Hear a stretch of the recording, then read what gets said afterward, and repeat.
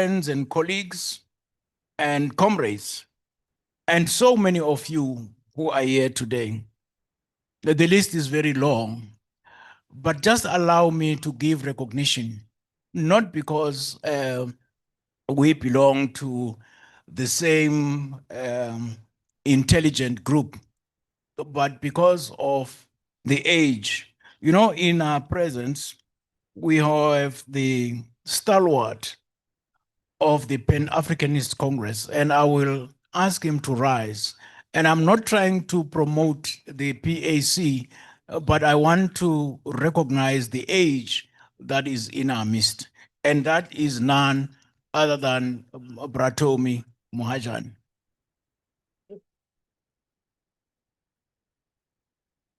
Thank you so much.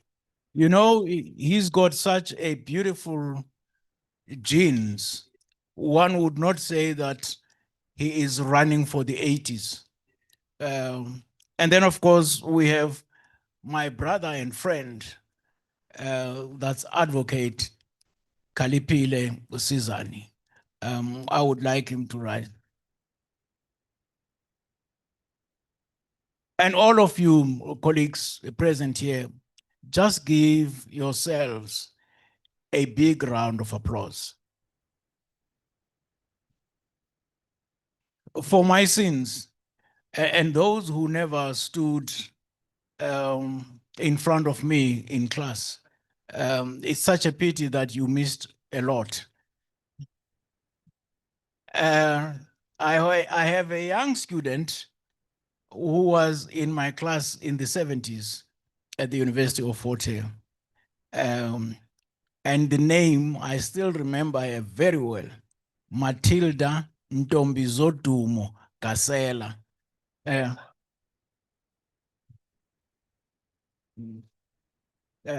We used to call her Tilly.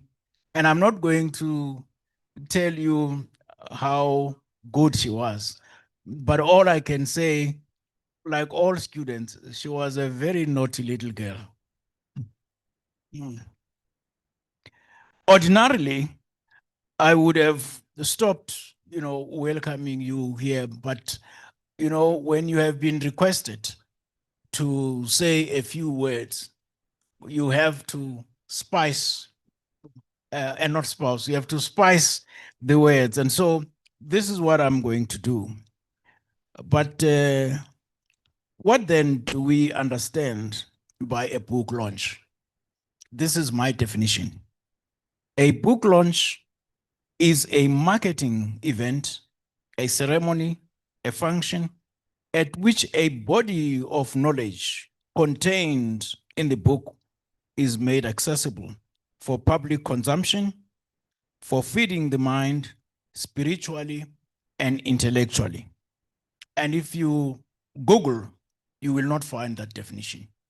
But the definition that you will find if you Google about what is meant by a book launch is a book launch is a combination of an event and a marketing strategy designed to celebrate a new book officially released and to generate initial excitement and sales. I think this is what the program director said.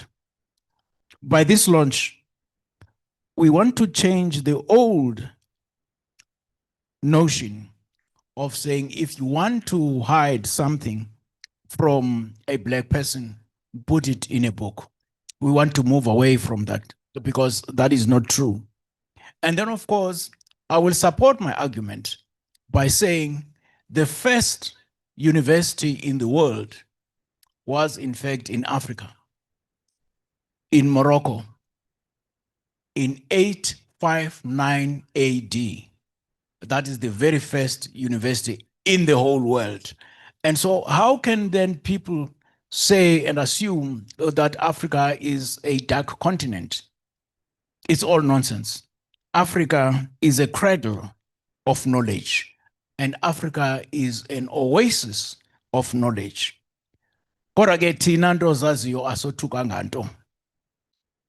Kuba sibona kumhlophe kumelekile ukuba kubekho unyana wesizwe unyana wohlanga umazwe kamajola ukuze aqaqambise aqhakazelise ikamva leAfrika.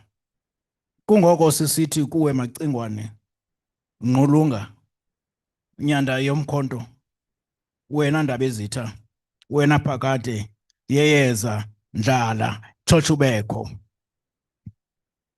Africa is a cradle of knowledge, as I said. In South Africa in general, if we were serious about women in leadership, if we're serious about celebrating the month of August as the month of women, why the state president and the deputy state president could not have stepped aside just for the month of August and look around and say, let us have a president and a deputy president for a month. And we take the leadership from our women and said, women, this is your month, and therefore we give women the authority of governing the country for a month. I'm sure things would have been totally different, because women are the mother of a nation, and women are the salt of society. Hence, the power of women in leadership. The book aims at breaking the glass ceiling for women. You know, Prof. Majola always says that to date, the Worldwide Institute of Leadership and Development has published 4 books. Indeed, he's right. The first book that we published was just on leadership. And remember, during the uncertain period of, COVID, when the society was in darkness and when there was a lot of uncertainty, Prof. Majola whispered to his wife and said, the society is in darkness. What can we do? Let us just find something that is going to bring about order, excitement, and exuberance to society.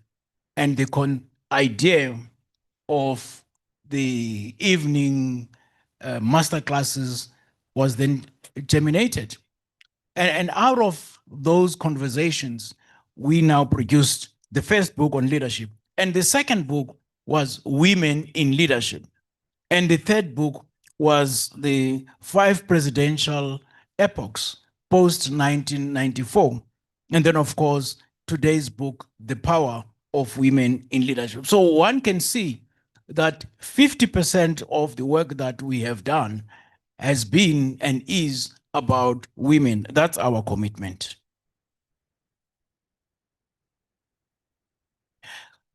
Colleagues, allow me to say, as I close, in welcoming you all, that with this body of knowledge, we have indeed taken the South African society and our women in particular from, and I will borrow from Jim Collins, but I will obviously spice what Jim Collins say, that we have indeed taken the body of knowledge from good to great, and from great to better, from better to awesome, from awesome to auspicious, from auspicious to ostentatious, from ostentatious to fantastic, and from fantastic to fabulous, and from fabulous to incredible, and from incredible to remarkable, from remarkable to magnificent, and from magnificent to majestic, from majestic to revolutionary, and from revolutionary to victory, because this is where we want our country to be. Finally, Women, know that you alone can make the difference in the world. And by so saying, I want to say to you, you will agree with me with Leo Buscaglia. When Leo Buscaglia says, only you can make the difference. You alone can bring magic and humor and joy to the people you encounter. Anything you dream, by the very nature that you can dream it, makes it possible. The purpose of life is to help others. And if you can help them, would you at least not hurt them? You can make things happen that you never thought you could. The greatest risk in life is to risk nothing. The person who risks nothing, does nothing, has nothing, and is nothing. And to be is to do, and to do is to do now, because tomorrow might not be there. You have everything you need to be so much. Don't settle for less. There is no end to human potential, and there is so much more to learn. The time for action is now, and only you can make the difference. Watinta Bafazi, Watinti Mbogoto. Welcome and thank you.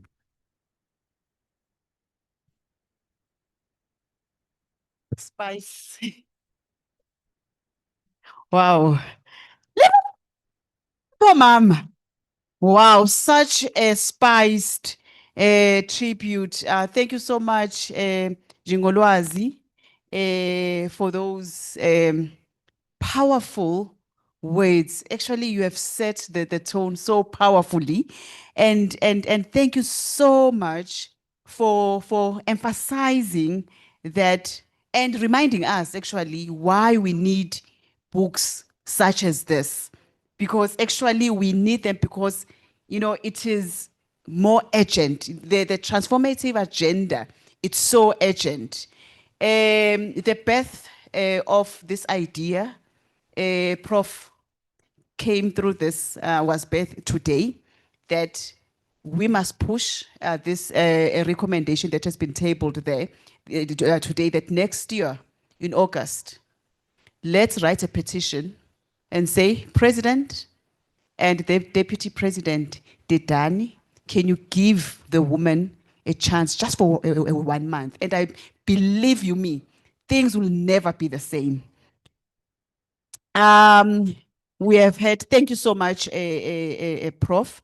Ladies and gentlemen, we have heard, you know, from the open, from Prof.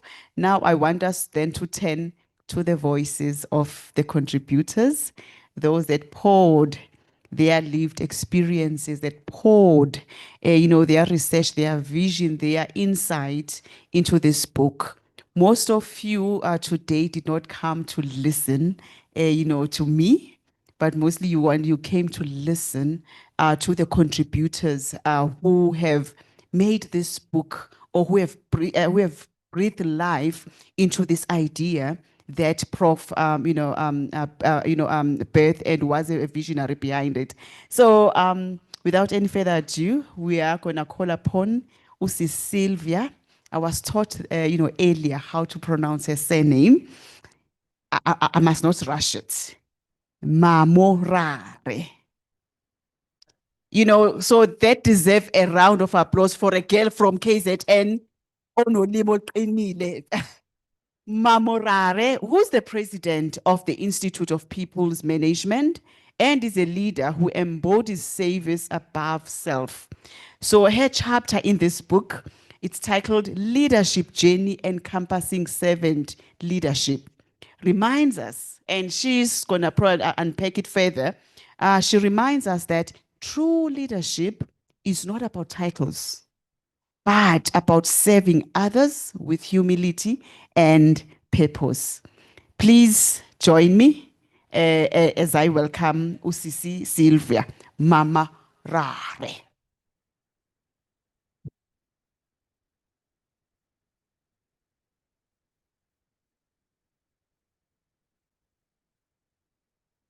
Wow.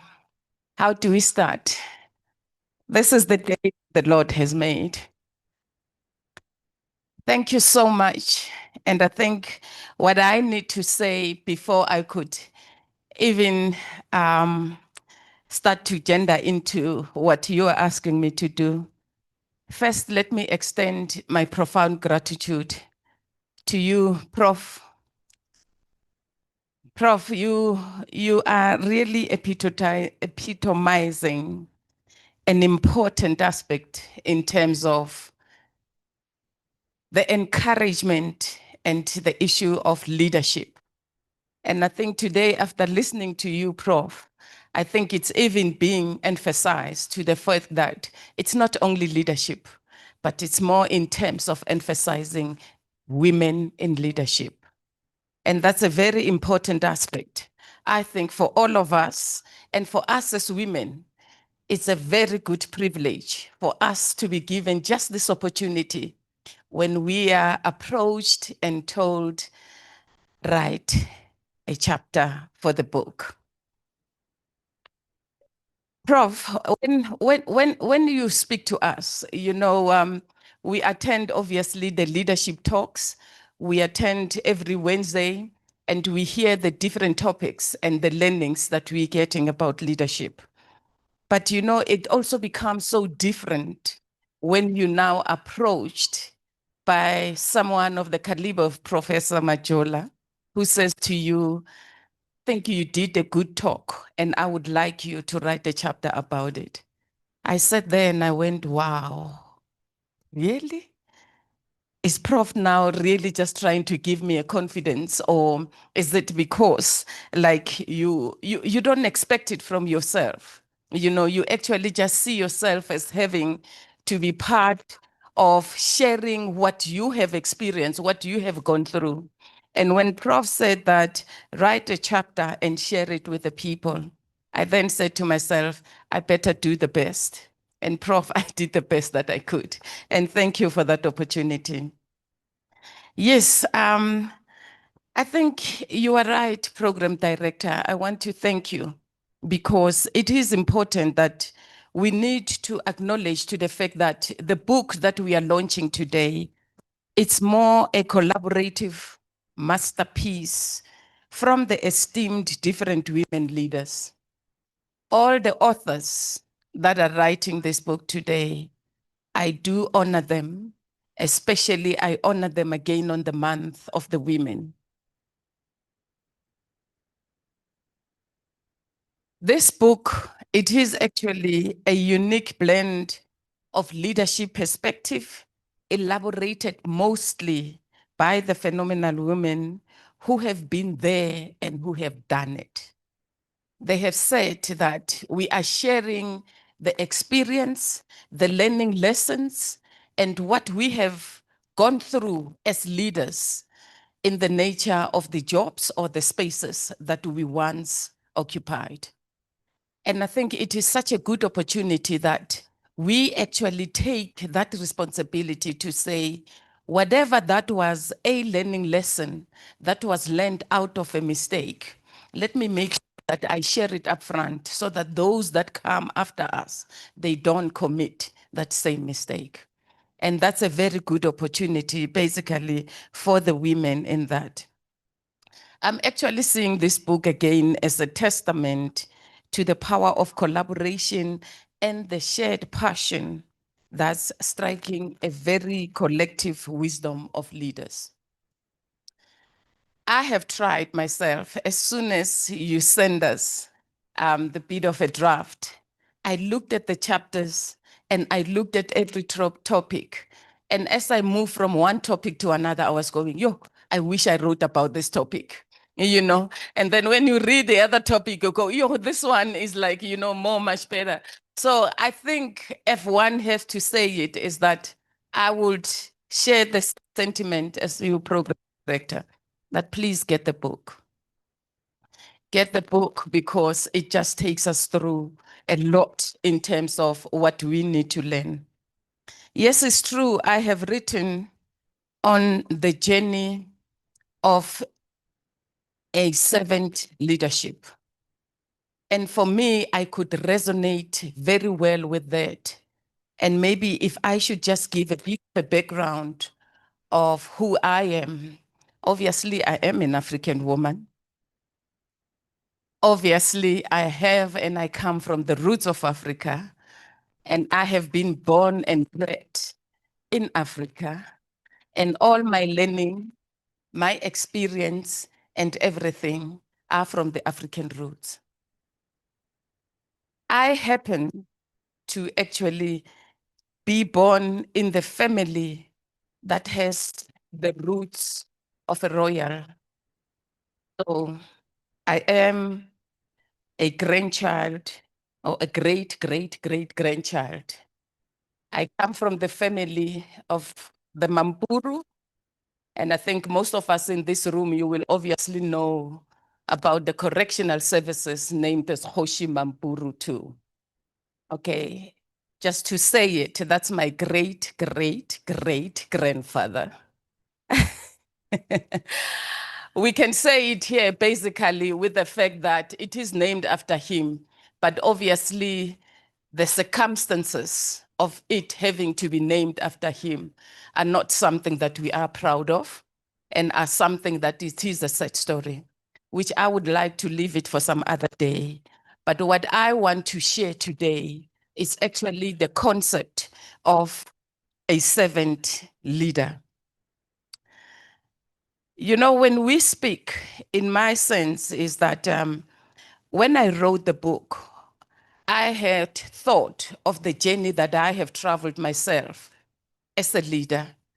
And I have seen basically onto the fact that we can actually say that servant leadership is actually a leadership style that is based on the idea that both leading and serving are the same concept of the same coin, are the two different sides of the same coin.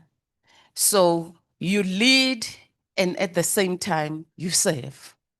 And I think that sounds very paradoxical, isn't it?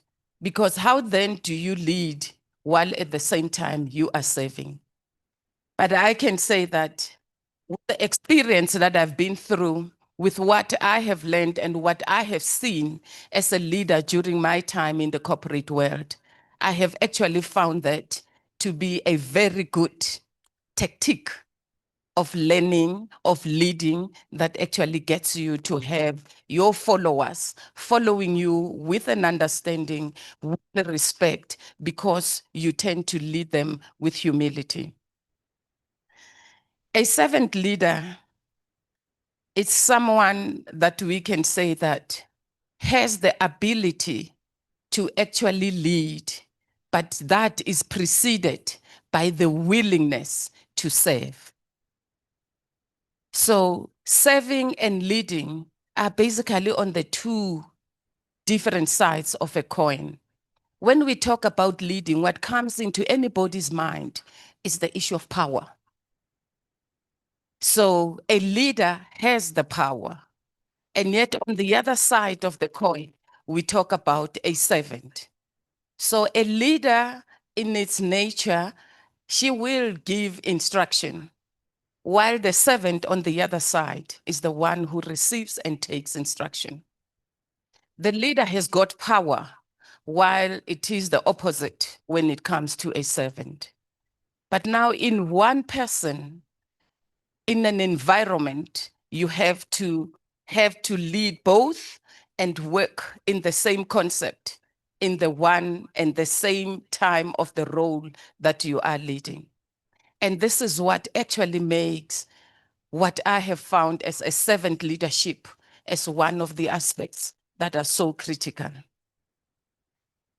Coming from this background, as I mentioned earlier on, I actually have to be inspired. I happen to read a book that is called Servant Leadership in the Different Cultures. And that's the book that is written by Trompman and Furman. They both are basically saying that when you lead as a servant, you then encourage and people that you are leading, which basically means that leadership, it is not a right, but it's a privilege that is given to the leaders by those that follow you. So at the same time as you lead them, you will be expected to serve them because they have given you that privilege to do so. So you've got to ensure that there is that benefit of having to lead them and lead them in the way that they allow you and they agree and they are willingly following you. And that all you will do, obviously, in the means of ensuring that you are respecting them, you leading humility, and especially you are serving them. Now, I do not want to say all of it because I want you to read the book. I want you to get into the chapter and understand how a servant leadership becomes so successful in what they're doing. I think the most concept that I also used, just to share the one of it, is that I am glad that I'm seeing that the same Zima in here, because coming from the background of a village, there is the methodology that Semtima explained in his book about the Lokhotla methodology. And that is one of the concepts that actually makes leadership so easily in the boardroom. Because obviously the Lokhotla, it is an imbizo or pizzo or in different ways that the different cultures are having it, where you will have people sitting round in a circle and the chief or whoever that leads at the time is in there, and then he is leading and allowing people to contribute depending on the topic that is being granted. In that case, each and every member that is sitting in that circle is respected. He's of the equal respect and the equal value to whatever issue that is being discussed. And in that case, the chief, being the one that is on the head of it all, he allows everybody an opportunity to talk, and everybody that's on the platform speaking is given that respect because it's been listened to, and they have to do that. I have seen it in the village that I grew up. Little did I know that when my great-grandfather or when my uncle, who happens to be the chief, when he calls an imbizo and I see people sitting around the tree, I actually took a picture of that tree, the other side, because it's still there.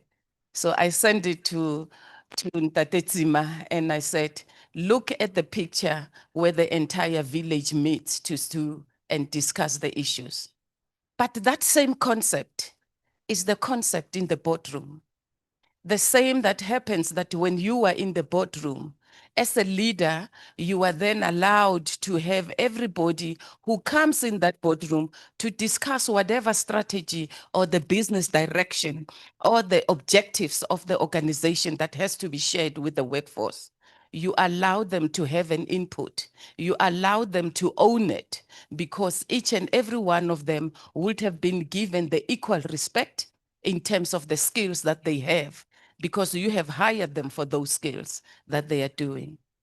Now, the last thing that I need to say is that we as women, we are able to serve the role of a servant leader so easily because of the natural natures that we are meant to be.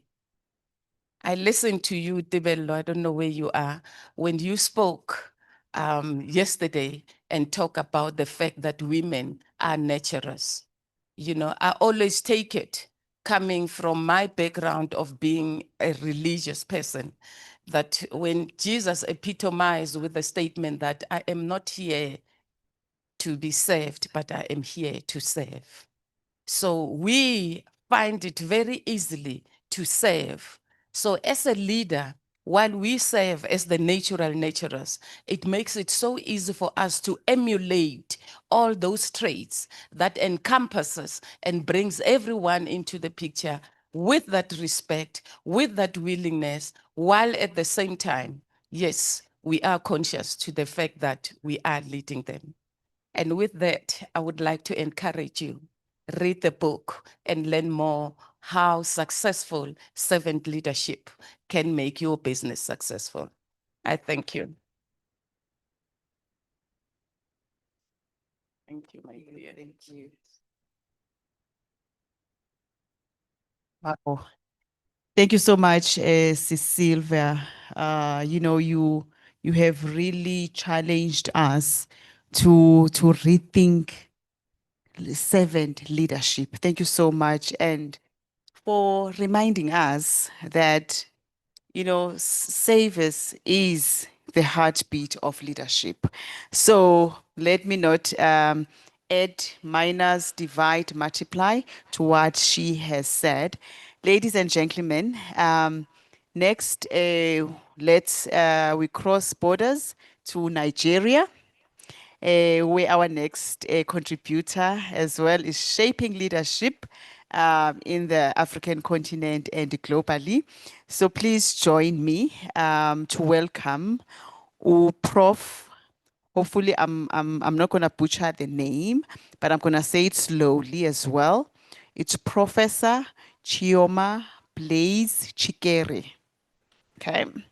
And she's gonna join us alongside her co-authors, those that contributed to a chapter. There's a chapter that she contributed titled "The Empowered Woman in Leadership." So their message is very clear that an empowered woman is not just a voice. She is an ecosystem of change. So she is a global voice for transformation, showing that women in leadership uplift communities, organizations, and the entire nation. But if you want to know about the next speaker, it is in the book as well. So please, let's welcome Professor Chioma Blaise Chikere, who's joining us online. Over to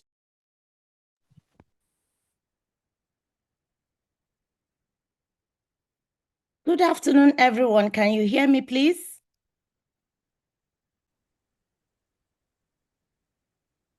Thank you so much, Miss Ayanda, for the invitation.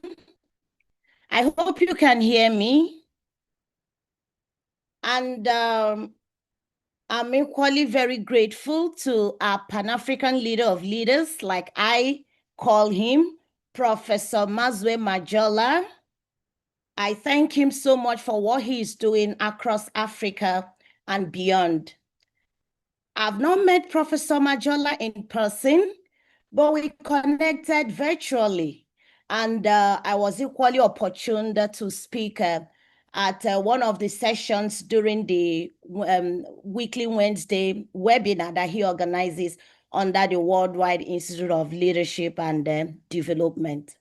And from there, he extended, just like Ms. Silva said, her talk was very, very provocative and very, very, very insightful. Thank you, ma'am. That he extended the invitation to us, to me, to co-author the book, the edited book by him, titled The Power of Women in Leadership. And because we operate a community, we believe in lifting as we rise. I had to call on my sisters, some of them my mentees, now my very powerful team members, to come and contribute from their perspectives with regards to the empowered women, empowered woman, empowered sister, empowered mother, empowered higher education leader from their perspectives. And with that, I have 5 powerful women cutting across early career researchers and established researchers in higher education space within Africa and beyond. And for our book chapter, I have myself, my humble self, Chioma Blaise Chikere, just like Miss Ayanda introduced me. I'm the head of department, microbiology at the University of Port Harcourt, Nigeria. I equally hold an extraordinary appointment as an academic associate extraordinary professor at the Department of Environmental Sciences University of South Africa, that's UNISA. I believe in Pan-Africa. I believe in touching lives and equally lifting other women. I equally have my friend, she's also on this call, Professor Michelle Bloor. She is a professor at the University of Glasgow, and we are professional colleagues in one of our global professional societies, Society of Environmental Toxicology and Chemistry, and she happened to be a one-time CTAC Europe president. She's equally a co-author in our chapter.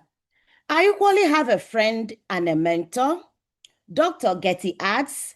She has equally led the global CTAC as the global president. And she is at Wageningen University and Research in the Netherlands. She's equally a contributor.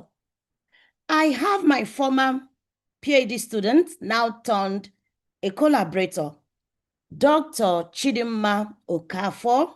She's a microbiologist. I trained her. She was my former PhD student and now a collaborator and equally a contributor to the book. She is a lecturer and early career researcher at the Department of Microbiology, Biological Sciences Faculty at the Imo State University in Nigeria as well. I have my current PhD student at the World Bank Africa Center of Excellence in oil field chemicals research.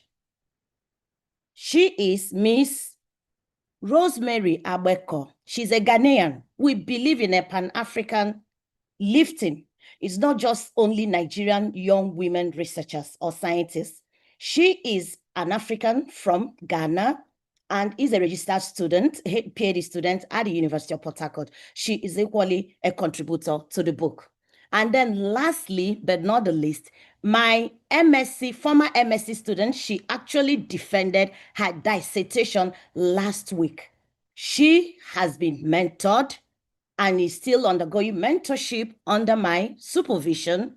She is Miss Stella Echire. So we cut across different career stages to ensure that we lift as we rise, like I earlier said. And for us, who is the empowered woman?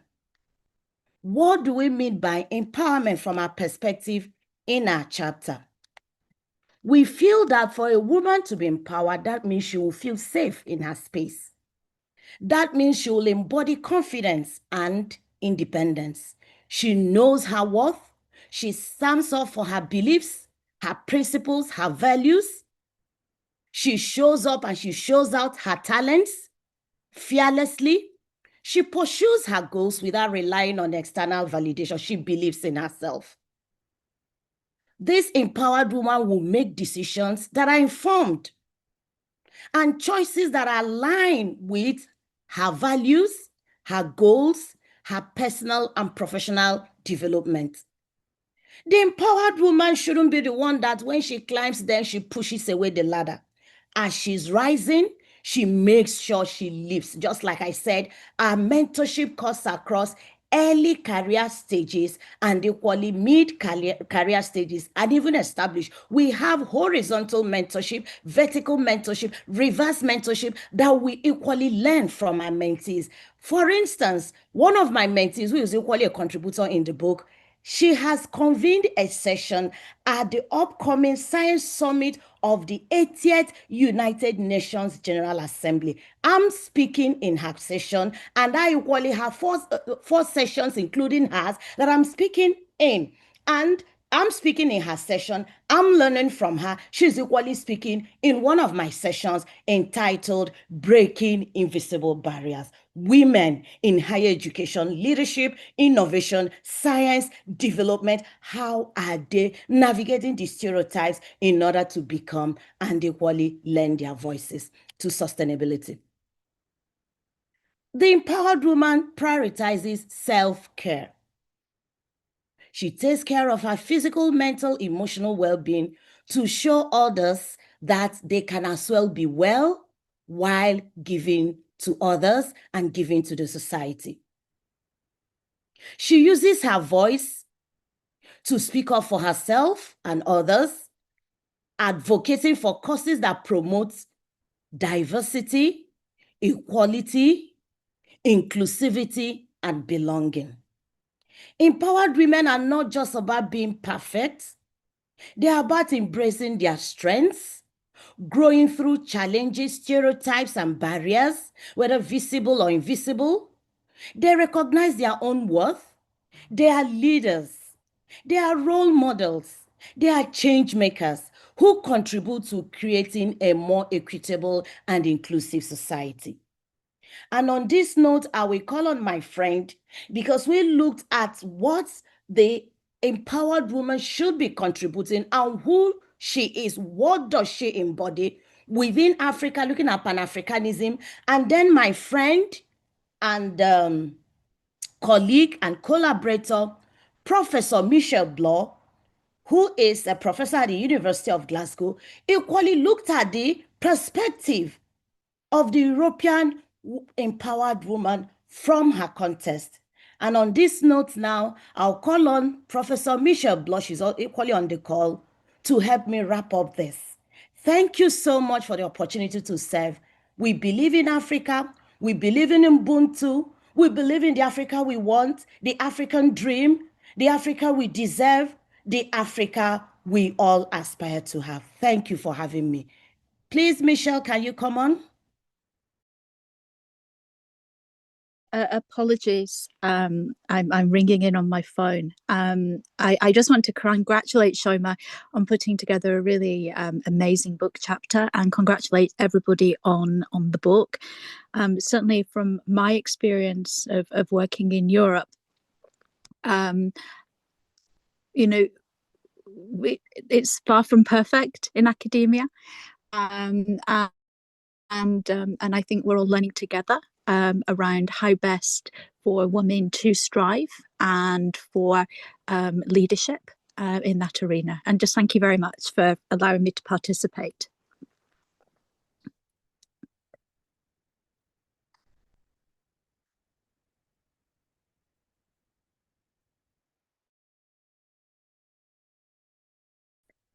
Thank you so much, Prof. and Michelle, for. Thank you so much. Okay, so we can proceed. I was not sure if she was still on the line. So thank you so much, colleagues. Ladies and gentlemen, also in the interest of time, I know it is a Friday as well, so traffic in Joburg is not easy to navigate on Fridays. But thank you, colleagues from Nigeria and also from Glasgow for that global perspective. So now, ladies and gentlemen, we move from Africa, we cross over to America. Our next contributor to the book as well is Miss Anne Pratt. She also has a chapter in the book. The chapter is the last chapter in the book, I think chapter 29. It's titled, it is the timeless truth that even Prof referred to earlier. It's titled Watinda Abafazi, Watinda Imbogodo, loosely translated, you strike a woman, you strike a rock. So from the US, she brings us lessons on resilience, courage, and the unseen power of women's psyche in leadership. So Anne will challenge us to dismantle outdated actually, systems and rebuild with equity. So please let's welcome Miss Anne Pratt, as then she will be reminding us that women are truly the rocks upon which societies stand. Over to you, ma'am.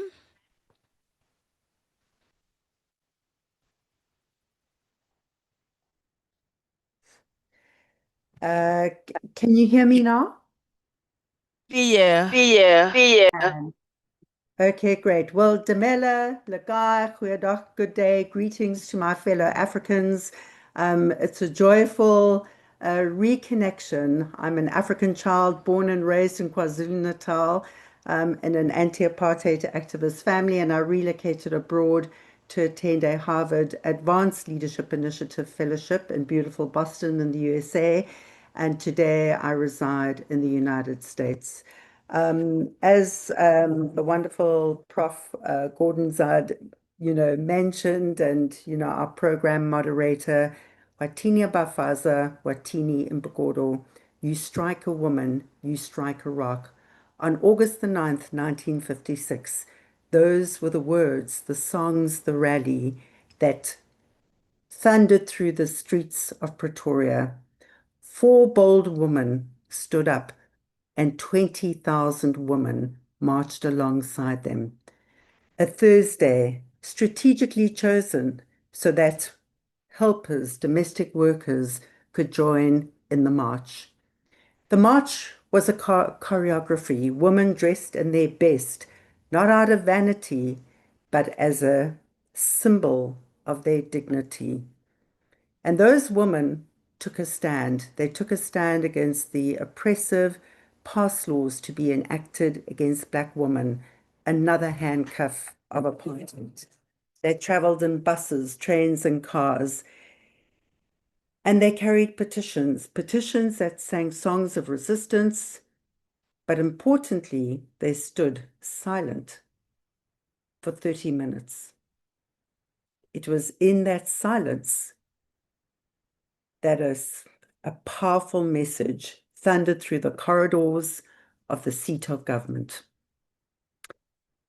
Their boldness and courage did not simply defy a government, it redefined what was possible.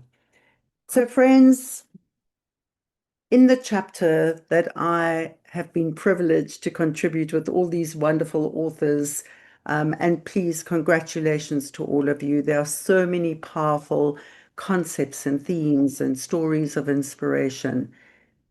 But in the chapter that I crafted, the message I really wanted to convey is that it is an ill-conceived myth that women lack courage, are submissive, and are less than, because behind every bold, courageous woman is an army and generations of bold, courageous women.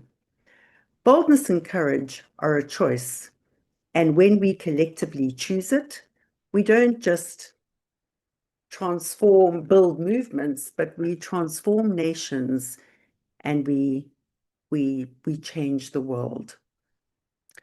Boldness begins with one, but it multiplies with many. In 1956, it began with 4 bold women, Lillian Ngoyi, Helen Joseph, Rahimsa Musa, and Sophia Williams de Bruyn. Lillian was a garment worker who turned activist with the voice of a lioness. Helen was a social worker who came from England. She founded the Congress of Democrats and embodied solidarity across racial lines. Rahima was a bold Muslim and Indian trade unionist, heavily pregnant, who marched for a future her child would inherit. And Sophia, just 18 at the time, rose through the ranks of the Textile Workers Union, co-founded the South African Congress of Trade Unions, and later became a member of Parliament. Together, these 4 women who stood up boldly and courageously led 20,000 women. And behind those 20,000 women were 100,000 signatures, which carried the voices of a nation. The second point I wanted to make is that boldness crosses borders and generations. That flame that was lit in Pretoria on August the 9th, 1956, did not remain confined to that capital city. It transcended borders, ignited continents, and inspired multiple generations. In Pakistan, Malala, just 15 years old, was shot on a school bus in her head for demanding an education for girls. In Sweden, 15-year-old Greta Thunberg skipped one day of school with a simple cardboard board, a cardboard sign to take a stand against the current climate crisis, and sparked a global climate movement. In Iran, Mahsa Ahimsa's death for allegedly violating a dress code sparked a national revolution. Women took to their streets, cut their hair, burned their hijabs, and chanted, "Woman, life, freedom." Different countries, different languages, but the same truth. Boldness is borderless. The specifics of the struggle change, but the response is universal.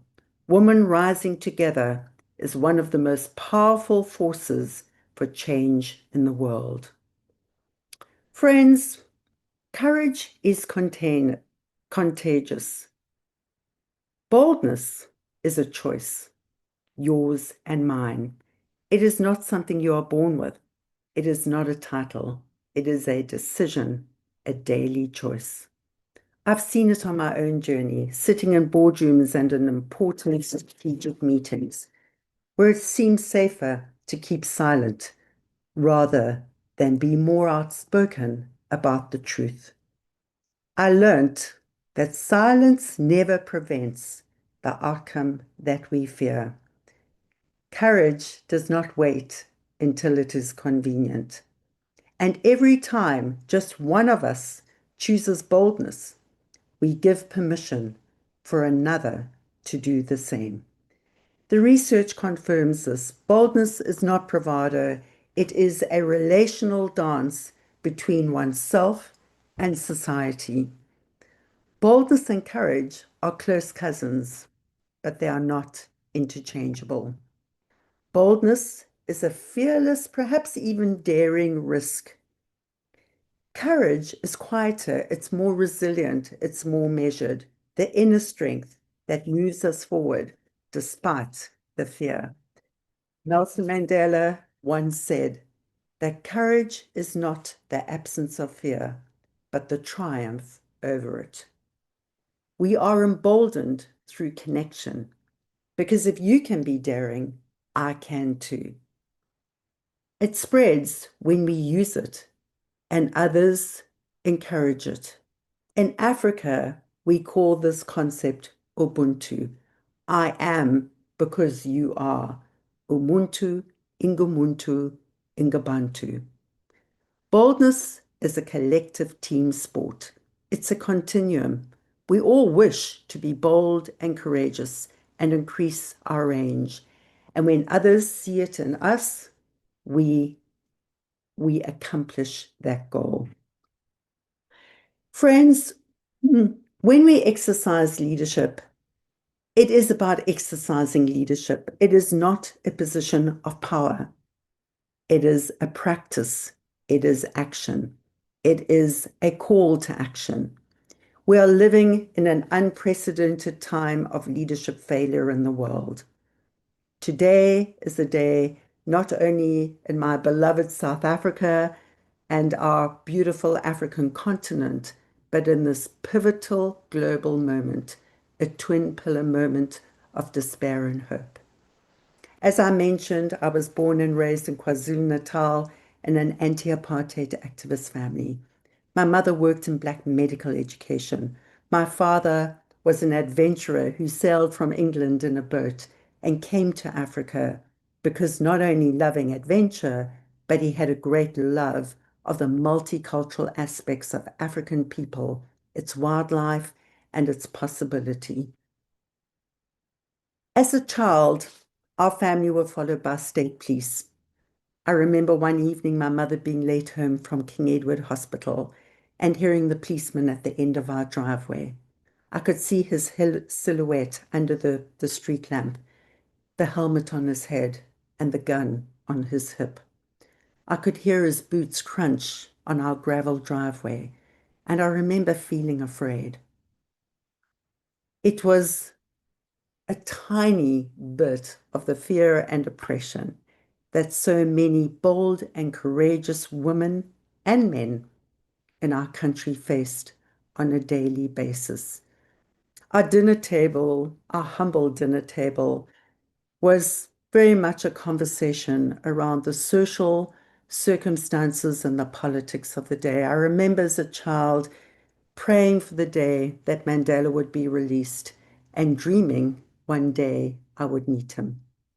Fast forward to Women's Day, August the 9th, 2003, my dear friend and fellow business partner, Totsi Mamela, invited me to a function at the beautiful Johannesburg Country Club. I arrived, there were men in dark suits and glasses, and there was a lot of excitement in the air. I walked into the ballroom, and as us very animated South Africans do, we chatted, we were excited. We didn't quite know what to expect, but I knew something was up. I wasn't sure what, and all of a sudden those ballroom doors opened, and there that radiant smile appeared, and in walked Nelson Mandela. That day, I knew my dream had come true. That night on Women's Day, August the 9th, 2003, was the first time I met Madiba. And he said to me, young lady, leadership is a powerful leverage we can use to change the world. After he asked me what I did, and with Totsi, we co-founded one of the top international executive search firms that worked not only across Africa, but around the world. Mandela was always interested in the other. He listened actively. He wanted to understand what you did, and then offered not only words of encouragement and inspiration, but a call to action. Those words, when he said to me, leadership is a powerful leverage you can use to change the world. Keep up your outstanding work, not only for our country and continent, but do it worldwide. That was not just encouragement, it was a call to action. Today, my friends, in this pivotal moment of despair and hope, it is another call to action. This book, with its multiple co-authors, compelling chapters, extends the same call to action to each one of us and the readers that will follow the pages. There are recurring themes and multiple perspectives. And in my own call to action, it's what spurred me on to come to Harvard, despite being diagnosed with ovarian cancer in 2016 and finishing chemo 2 weeks before I arrived at Harvard University. And today, my friends, Mandela's gift, his call to action, has saved my life.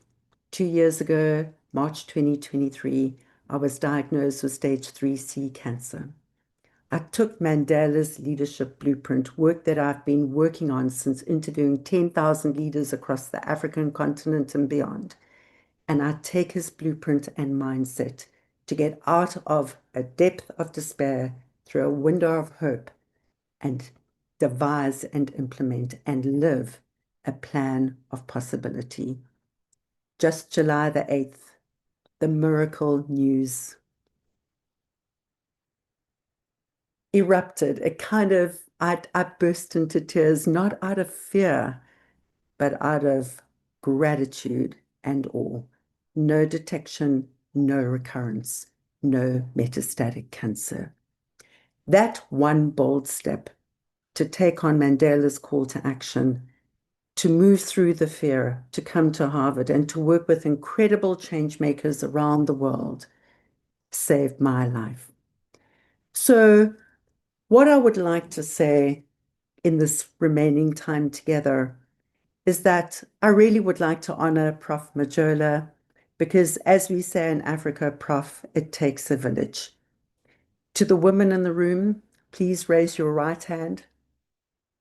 Pat yourselves on the back and say, well done. To the men in this room, you're equally important. Please raise your left hand, put it over your right shoulder, and pat yourselves on the back. And the reason why we ask women to raise our right hand is because we think we're always right, and often we are. But on a more serious note, it does take a village. It is about a partnership. It is a call to action, not only for the people in this room, but for the people whose lives we touch on a daily basis. As many of my co-authors have said, and I would like to quote one that resonates really with me, Dr. Rameshwaba, who spoke about the multiple unsung woman heroes, the freedom fighters of the Frelimo in Mozambique, the woman who marched with ZANU-PF, and of course the women of our 1956 march on Pretoria on August the 9th. So how do we pay it forward? How do we respond to this call to action? It's simply choose one cause that stirs your heart. Show up once, one meeting, one march, one moment, and inspire one other person to do the same. Because the myth that women lack courage, are submissive, and are less than has never been true. The truth is this: behind every bold, courageous woman stands more than one equally bold and courageous woman. Together, we don't just change the world, we move it forward. India Bonga, I salute you. God bless you. God bless Africa. For reminding us that it is indeed a call to action.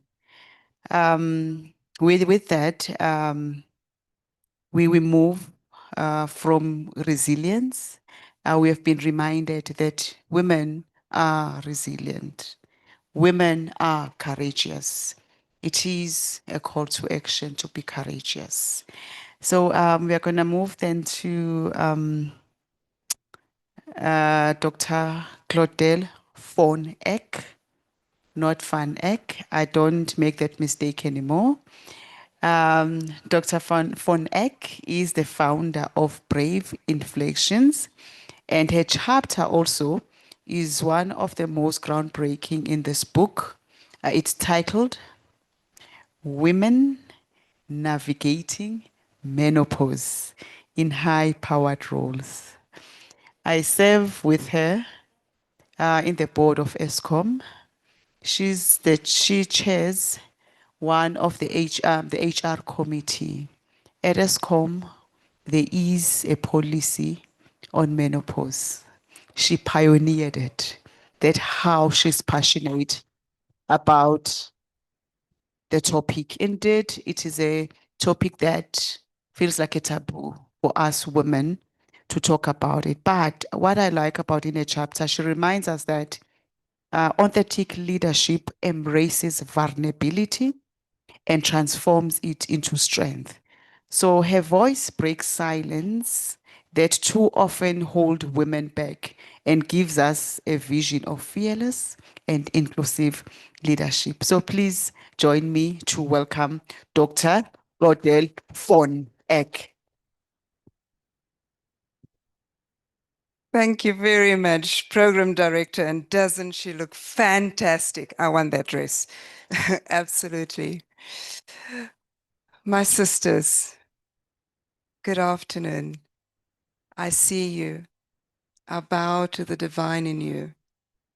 And for the brothers who thought I forgot them, I speak through your mother's womb. When you were formed in your mother's womb, your first form was a little girl. So I greet you as my little sisters. And to you too, I bow to the divine in you. I am challenged today because you've got a fancy gadget. My iPad decided not to, and I decided, okay, I'm going to try the thing that the younger people do and speak off the phone and hope that I don't have a mishap. And now I've got to speak with my glasses, and I hate speaking with my glasses. It is such an honor to stand here amongst the midst of remarkable women who've made contributions to the book. And I'm fortunate in that I come after a few speakers and having listened to the others and just feeling the sense of comfort that we are speaking in the spaces where we need to. And that is so good.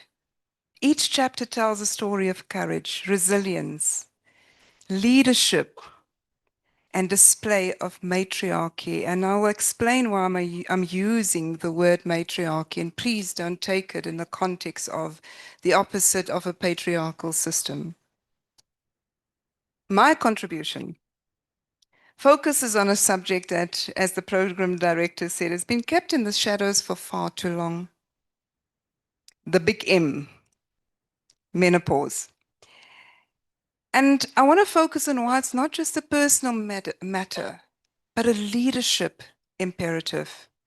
I want to shift the conversation to bring us into the leadership space. So we all talk about the glass ceiling, but let's talk about the glass mirror. The invisible barrier that stares back at us from within our bodies. Menopause, that mirror. And it's time for us to talk about it. I'm going to come to the men, don't worry. I'm leaving them alone. So let me begin with a moment that startled even me. So at the time, this is 2019, so I'm about 49 years old at the time. I grade prematurely. I'm in my mid-50s. This looks like 70s, right? I'd been a CEO for nearly 10 years when I found myself sitting across the desk of my GP. And coming through my lips, out of my mouth, words that I never imagined would come out of my mouth. I said this to her: I need you to give me something for anxiety. I think I'm having a panic attack. Now, this may not sound extraordinary for some people, but for me, it was shocking because I'm one of the strongest women I know. Okay, granted, I don't know a lot of women, but of the women I know, I'm one of the strongest. I've faced many storms before. I have had a gun against my head. I have been half naked on a bathroom floor with a gun against my head. And I didn't need to go to the doctor and ask for medication because I'm having anxiety. And yet here I was, a woman in her late 40s, feeling like the ground was crumbling beneath me. And I couldn't connect the dots until I discovered something no one had ever told me. Anxiety is just one of the many symptoms of menopause. Nobody told me. I walked into it completely blindsided because, ladies and gentlemen, I was that woman who walked into menopause knowing only two things with absolute certainty. I knew there was hot flashes, and when it happened to me, I finally understood for the first time why the aunties do this in church. Because I never got that. I could never understand why are they doing this. I didn't connect the dots. And then for the first time, I understood it's real, this thing, right? The other thing I knew with absolute certainty, it happens to other women, not to me. It happens to other women and not to me. And then it happened to me. So it hit me full force at 49. Just as the world went into hard lockdown during COVID-19. So in a strange way, it was actually, COVID was a blessing in disguise for me because the ugliness of walking into menopause to a large extent happened for me behind closed doors, right? So I had time to do my research. I had time to seek real help, not just the estrogen gel that the gynae gives you, because you need much more than that. Not just because when I resisted hormone replacement therapy because all I knew about it was it causes cancer. Nobody told me that was based on flawed research. Right? So the ugliest things could happen outside the public eye, and I could gather myself. So COVID was actually a good thing for me, sorry. I know that it was bad for lots of people, but in that respect, it created I suppose, a curtain, if I can use that word. The truth is, though, that menopause often arrives for women just as they're stepping into the peak of their leadership careers, right? So the average age is around 51. So where are we when we're at 51? We're about to walk into the boardrooms. We are, unless you're lucky and you got in earlier, right? And nobody warns us. I was even told by an older coach at the time, don't speak about it. Hide the symptoms. Especially, and listen to this, especially from men. You must keep your composure and pretend everything is okay. But I knew I could not carry the shame of this silence from previous generations into mine. And I'm saying this with absolute empathy, because when I confronted my mother and her sister about this, I said, you people, I'm never going to trust you again. Why am I walking into this unprepared? Well, you're not supposed to tell me. In their defense, they didn't have Dr. Google. Because when I read the symptoms, and mind you, it's a long list of symptoms. And we all go in with our shopping baskets and we take different variations of the different symptoms. We don't take all the symptoms. But I took a lot. I took, like I'm standing here feeling that joint pain, ow. Insomnia, weight gain. Suddenly you're starting to, your body betrays you. So when I read the symptoms to my mother, what did my mother do? Ha ha ha ha ha, she laughs. We just thought it was old age. And it's true. They didn't know, right? So I started talking. And what I found was a flood of relief from other women who were suffering quietly, desperate for someone to give voice to their experience. And I promised myself, no younger woman in my life will ever tell me I did not tell them. There's nobody who crosses my path who doesn't know about menopause. Nobody's going to say I didn't prepare them. And there's no man in my life who will not be equipped with understanding and the ability to support. So you mentioned Eskom. I can tell you the chair of the board has had the menopause conversation. The CEO has had the menopause conversation because we're going to have the conversation, right?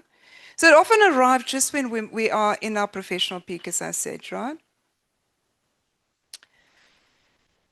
These are the years when our wisdom of networks, the experience, we've matured.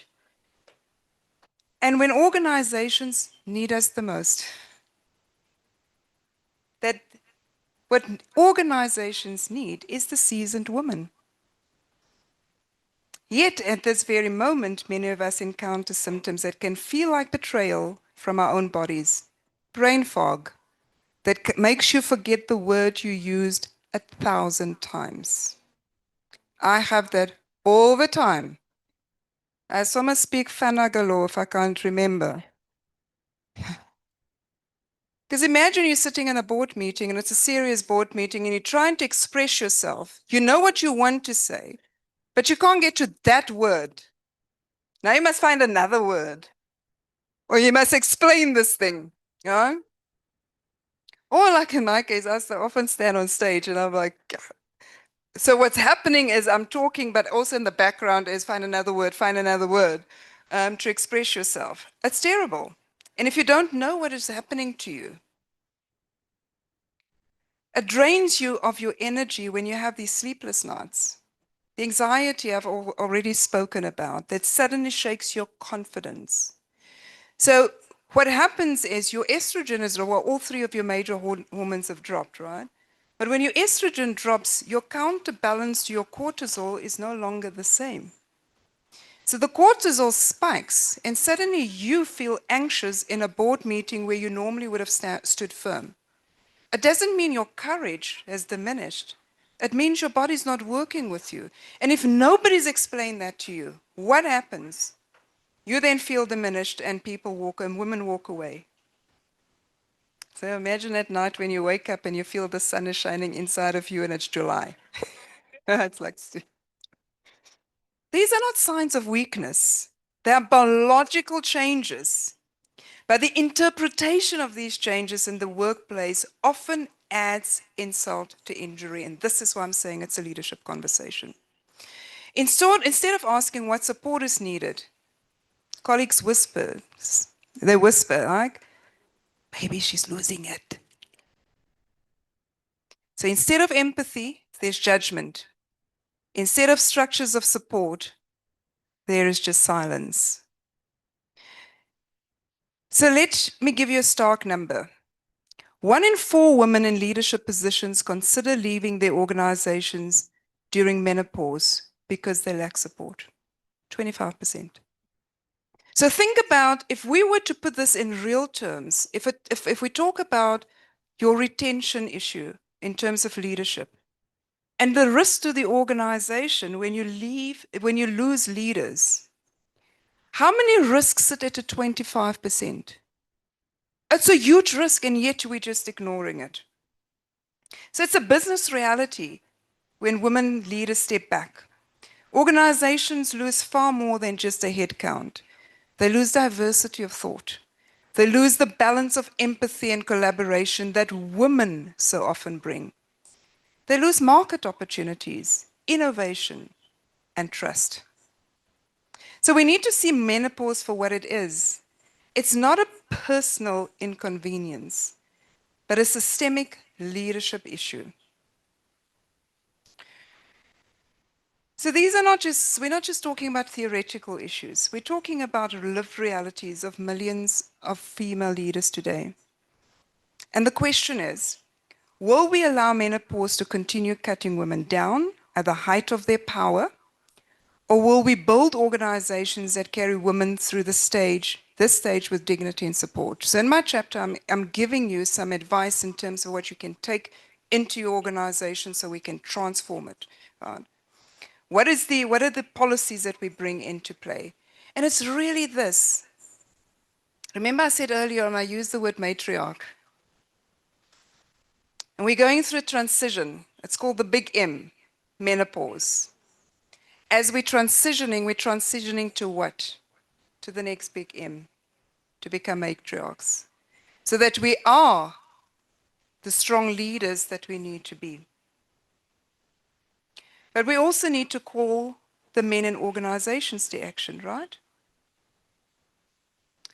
That still by and large operate from male design structures, and it's a conversation that we need to have. The organizations were created by men for men. Didn't take into consideration what the setup looks like for women. And I'm reminded, and I said this morning, even in the medical space, if you go back far into history, up until very recently, even medication was tested on men, making the assumption that if it's good for a man, it must be good for the woman. Our bodies are different. We're completely different. We have different needs.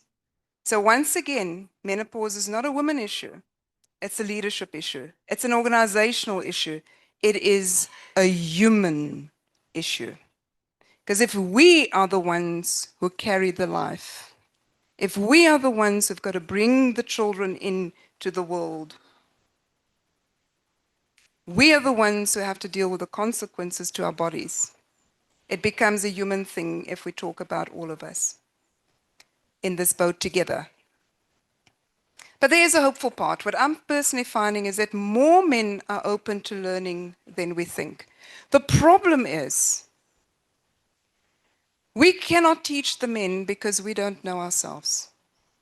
Right? I already admitted to you earlier on that I was that woman who walked in very blindly into menopause. So if we're going to make sure that our organization shift to accommodate us, then firstly we must educate ourselves and we must educate our men. So as I stand here today to say, I refuse silence. My sisters, we've got to break the stigma around menopause. There shouldn't be a stigma. It's a physiological thing that we're experiencing. When I have brain fog, it is because my estrogen dropped. The thought that comes to mind as I'm saying that, one of my fellow board members, I'm sure you won't mind when I mention his name, Dr. Mtambeni, the other day I was on the phone with him, and I had one of those moments where I go, "Eish, what is that word again?" And what I do, very deliberately so, I go, "Eish, menopause." Because I want you to be aware what is happening to me, right? I said, "Eish, menopause." And his response was so beautiful. He said, "Don't worry, my sister, take your time." I was like, oh, just like your reaction was. My generation will not hide. We will become matriarchs, and as we go through the transition, we understand this is a human thing, and we must make sure that our organizations and society support us. We perish for a lack of knowledge, but we rise when knowledge becomes power. So let me leave you with this. Will menopause remain the silent thief of women's leadership? Or will we transform it into a catalyst of resilience, authenticity, and organizational change? The system was built by men for men, but now is the time to reshape it for all of us. So it works for all of us. Because we were born to lead. And lead we will. Fully, unapologetically, and together. I thank you so much for the opportunity to contribute to the book. You know, when you reached out to me, Prof, hey, I'm so busy. And I'm sure this is what everybody else, all the contributors, and we should thank them for taking the time to share their wisdom and their knowledge. And when I thought about it, say, what am I going to write about? Because I am a scholar, my doctorate is in leadership. So I love the topic of leadership. I thought about it, thought, what is the most pertinent thing that I see at this point in time that we must bring to the fore that has not really been brought to the fore? And this is where I landed. And I'm challenging you as a woman, please go and speak up. Younger women, if there's one thing I regret in my life when I look back, is I wish that when I was a younger leader that I understood menopause, because I had older women in my care and I didn't understand what they were going through. Because menopause is one of those things that you only truly understand when you go through it, when you wake up in the middle of the night and the sun is shining. But I really challenge you, and I challenge the men. Your voices are far more powerful when you support us. Ask for the changes in your organization. And there are lots and lots and lots of examples out there. I had a menopause moment. I was like, what is another word for examples? But the word came. But push it. Because you need the matriarchs. And you will not have the matriarchs with their wisdom when they cannot sleep, when they are too tired, when they're dealing with all the menopause symptoms. But you will have them, and you will be stronger for it when we support them. Thank you.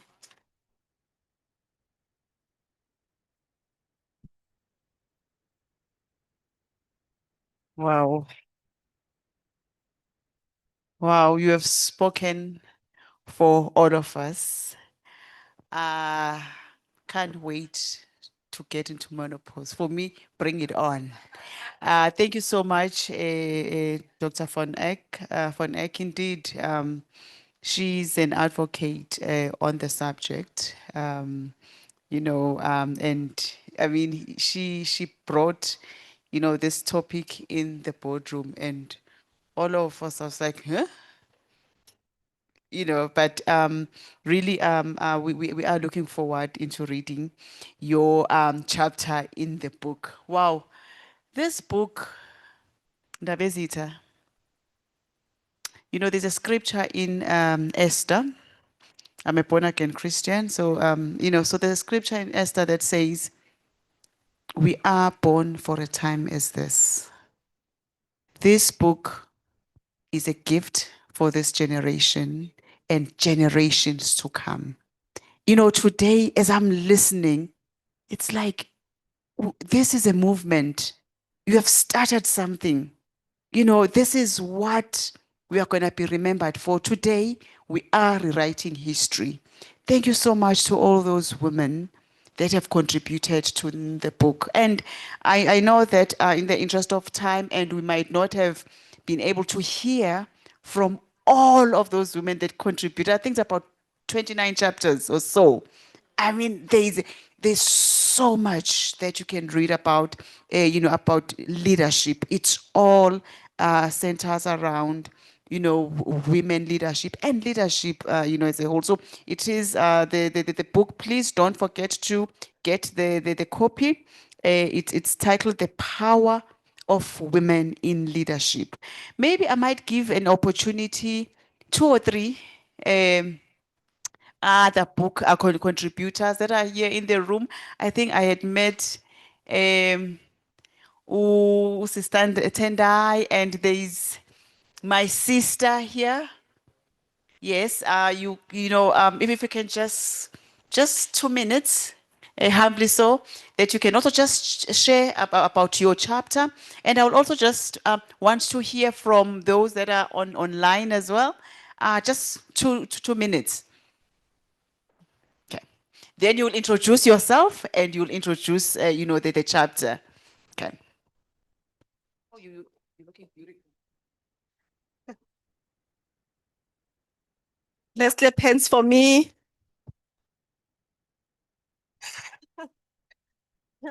So I was just sitting there and I realized that I'm most likely maybe the youngest, Prof. Ne? Am I the youngest? Not.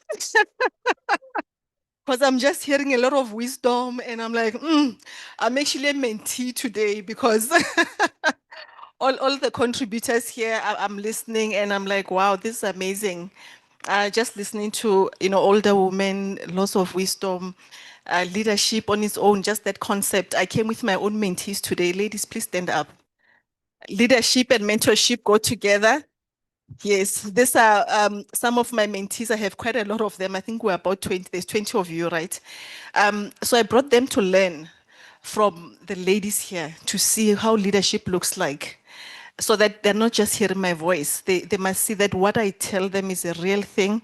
And we are custodians to raising the type of leaders that we want, that we hope for. And I realized today I'm going to have a lot of mentors because I'm like, I'm taking her, she's going to be my mentor. I'm taking her. There's just a lot. Yeah. And also, just to acknowledge my mother, I also brought my mother because she is. Yeah, that's my mother. And my wellness manager. Putlago, please say hello. Yeah, I just like acknowledging them because I think it's just simple. It's part of our leadership to being okay, to letting other people shine, showing their strengths, because that's proper leadership. Prof. Majola and Mrs. Majola, I've seen you on LinkedIn. I'm like, okay. You look beautiful, even more beautiful in real life. Prof, thank you so much for putting together such a great project. I mean, to getting leaders together and actually get them to write says a lot about your leadership. How do you get us to listen to you, to get the stuff done? And we didn't ruffle anyone's feathers. The project is done, it's here. So we respect your leadership, your humble leadership, your servant leadership. We're learning a lot from you. We met on your Wednesday. Can I revision, Prof? Mara, it's like Grand Wednesdays, I guess. Yeah. Master class. Yes, Prof recruits. If he sees potential, he recruits you. You are in.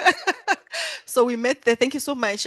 It's a vote of confidence. It's very encouraging. Thank you so much and respect for your work, and we're behind you. For all the contributors, I'm sure, I'm confident Prof chose you for a reason. It's not by chance. I respect each and every one of you, and I'm absolutely humbled to be one of the contributors in the book. Program director, go check out dress and the glasses. Sorry, you look, they look amazing.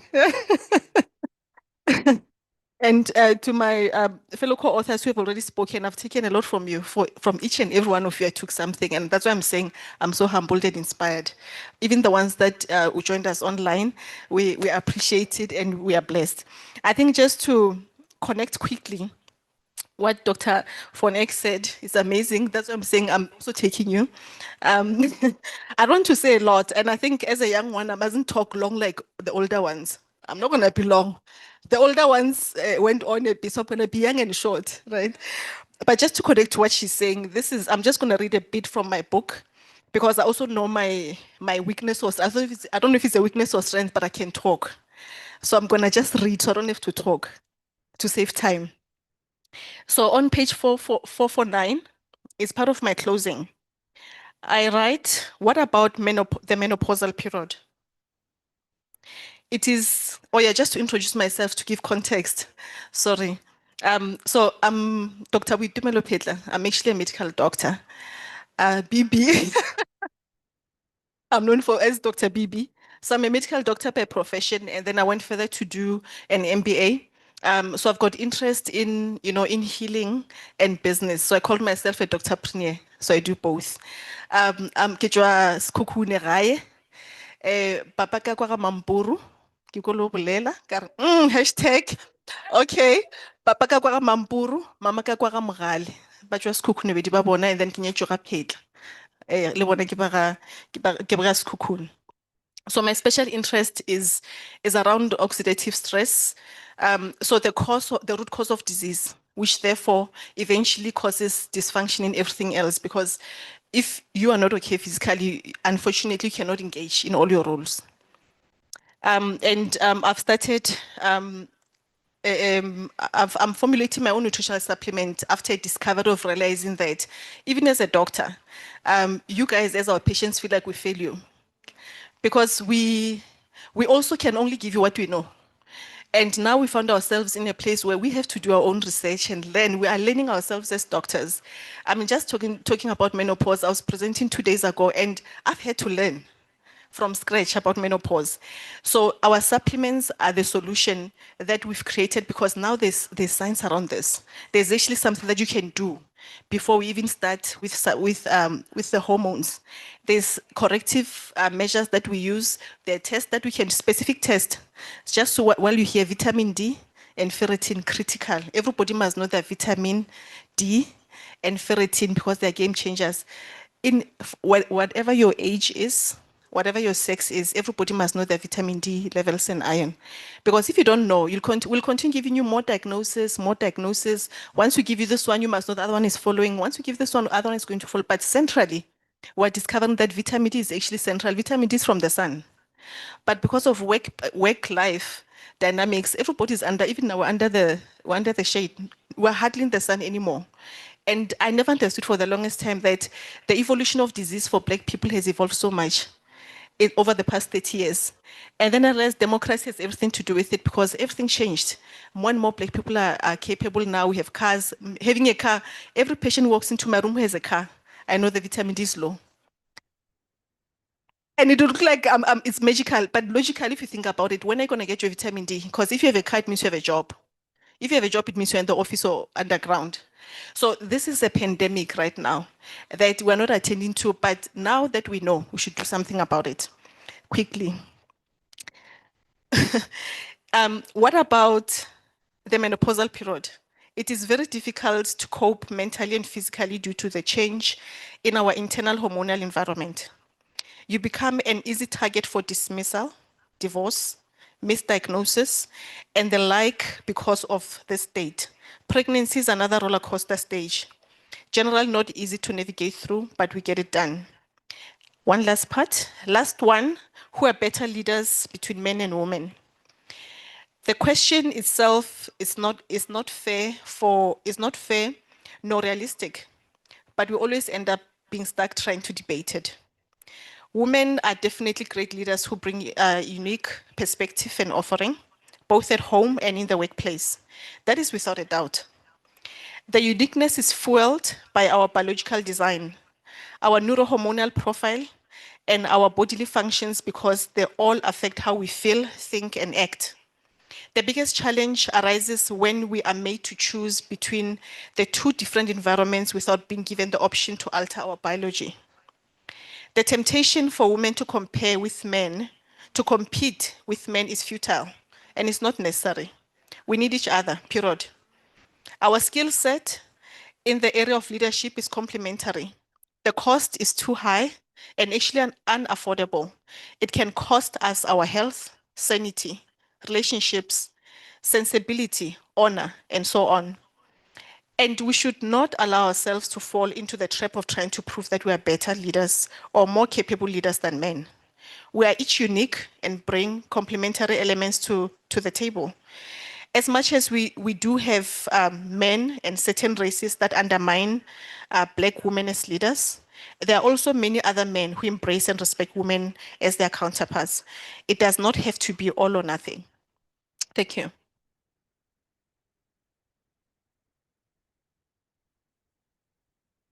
Wow. Thank you so much. Thank you so much. I just want to correct myself. The contributors are not only women. We're not only women. Ngiyabonga nje ngolwazi. Go correct. But just give it to us. It is our month. You know, we can claim all the glory. It is our month. Ngokukhethekile, I just want to greet Indlovukazi, Mrs. Majola, who sneaked in. Thank you so much, Ma. Beautiful as ever. Awakashinji. Actually, you know what? I can't wait to get to that stage of menopause. I think people glow. Women glow. So without also any further ado, it is our month. So just bear with us. So I just want to also give another opportunity to the contributors in the room.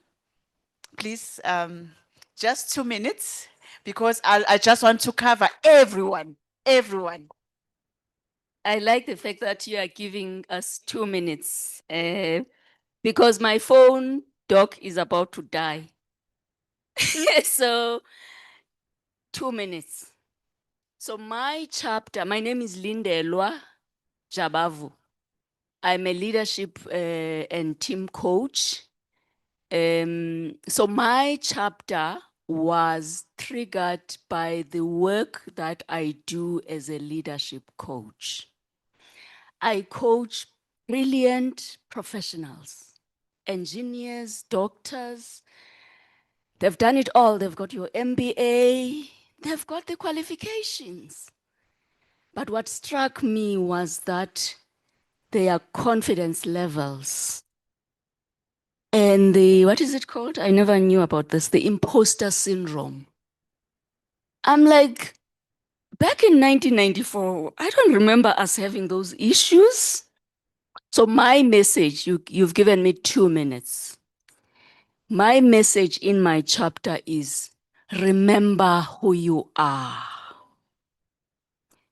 And I always quote Thandiswa Mazwai's song, Nizilibele uba nizalwa ngobani na. Nizalwa zimbokotho, nizalwa zingangalala. You can, I don't know how to put that in English. But basically, coming from the rural Eastern Cape, I saw heroines, I saw the unsung heroines who headed families. But way back then, the migrant labor system was very strong.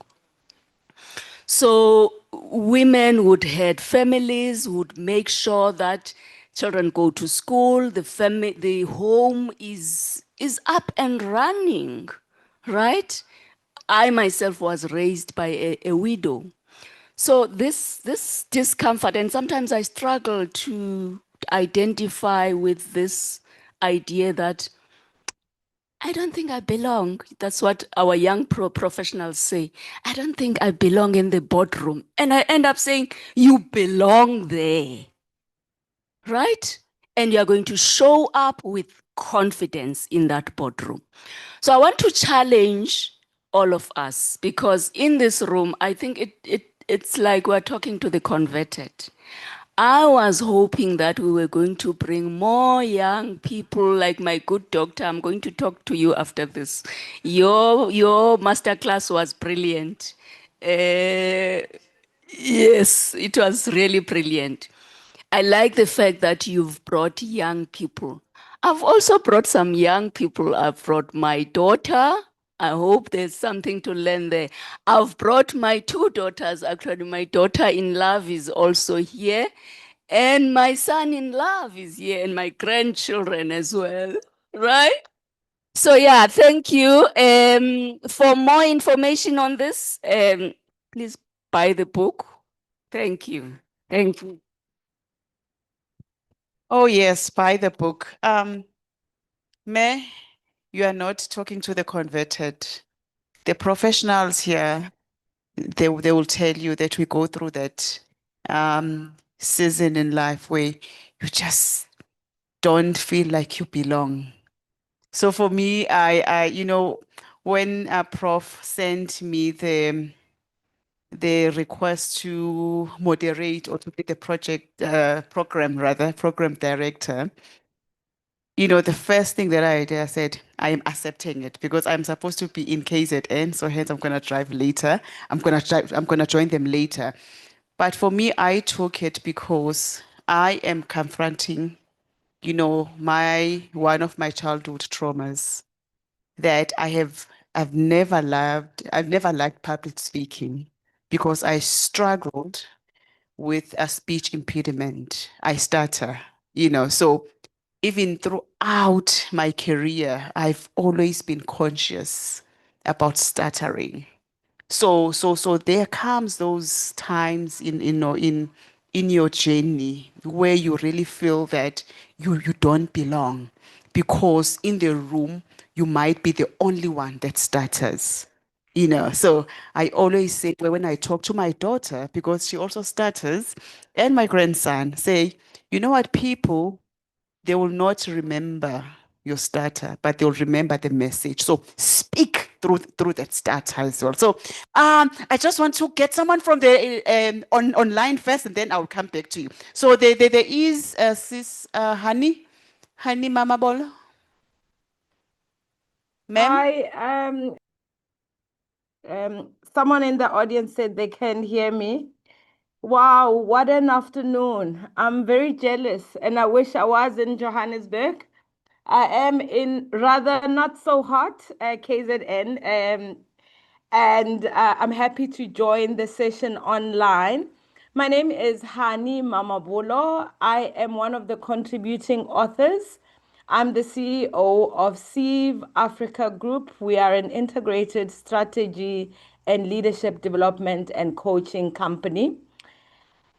I stand here as a leader who's standing on shoulders of leaders that have come before me. I am the first woman, not African, to lead the prestigious South African Mint, which some of the lessons in the book are drawn from there. So, my chapter in this book is the first chapter, and it is titled Redefining Leadership in the 21st Century, the Female Quotient, Unlocking Value of Women in Corporate and Political Leadership.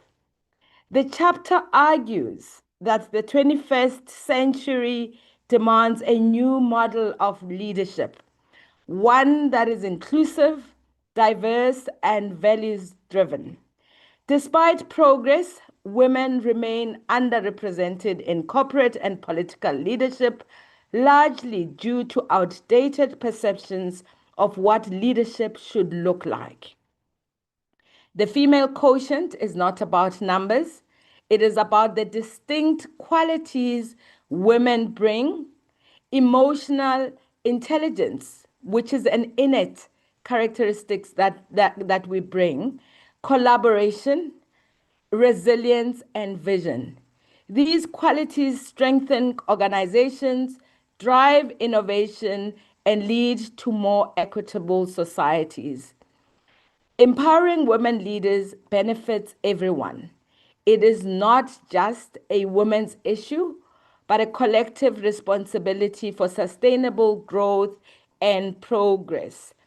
And program director, I just want to take from the leadership. Dr. Buitumela has brought some young ones in the chapter. While we cover the history from the 1400s, from the 1600s, that demonstrate that women have led in business and in politics for as far long as that.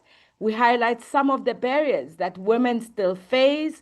The chapter also highlights the role of allies and men and sponsors as sponsored.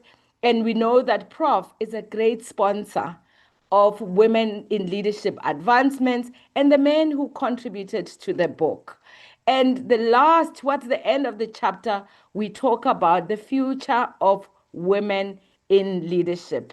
And I just want to read an extract from the book about a vision for the future. I want us to travel from where we are today. Just take a time travel to a future and imagine a future where gender parity is not the exception, it is the norm. A future where women have equal opportunities to lead in every sector, from politics and business to technology and beyond. In this future, leadership is not defined by gender, but by capability, vision, and impact. Women are not just occupying seats at the table, they are building and shaping the table itself.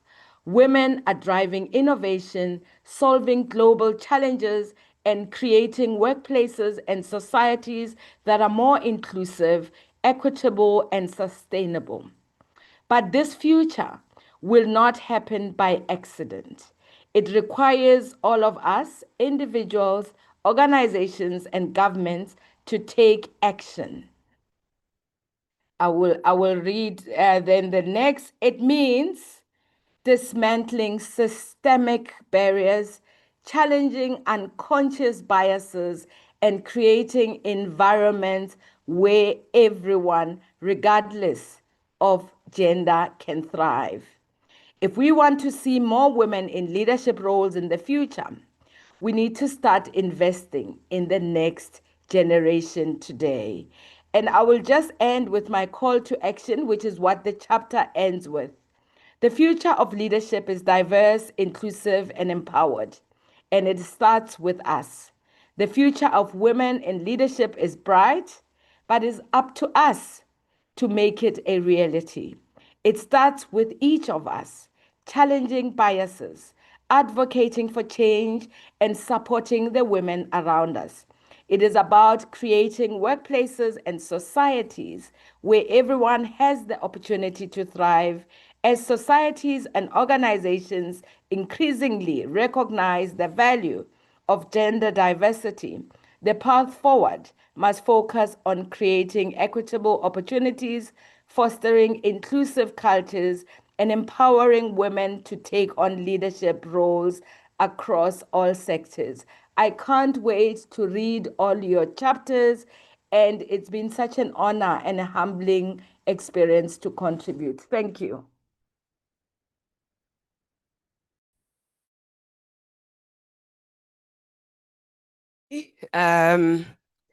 Interestingly, it is through connecting with Hani that I ended up finding myself with, the Worldwide Institute of Leadership and Development. My name is Tebello Mochema, and I am one of the contributors in the book. An interesting story about, the space is in 2022, I am the MC of the launch of the first book, Women in Leadership. And now here today, I'm a contributor. So you just never know the networks that you get involved in and where they are going to lead you to. So I contribute, or the work that I do is twofold. One is the head of the AXA Aviation Academy, where we train people in airports operations.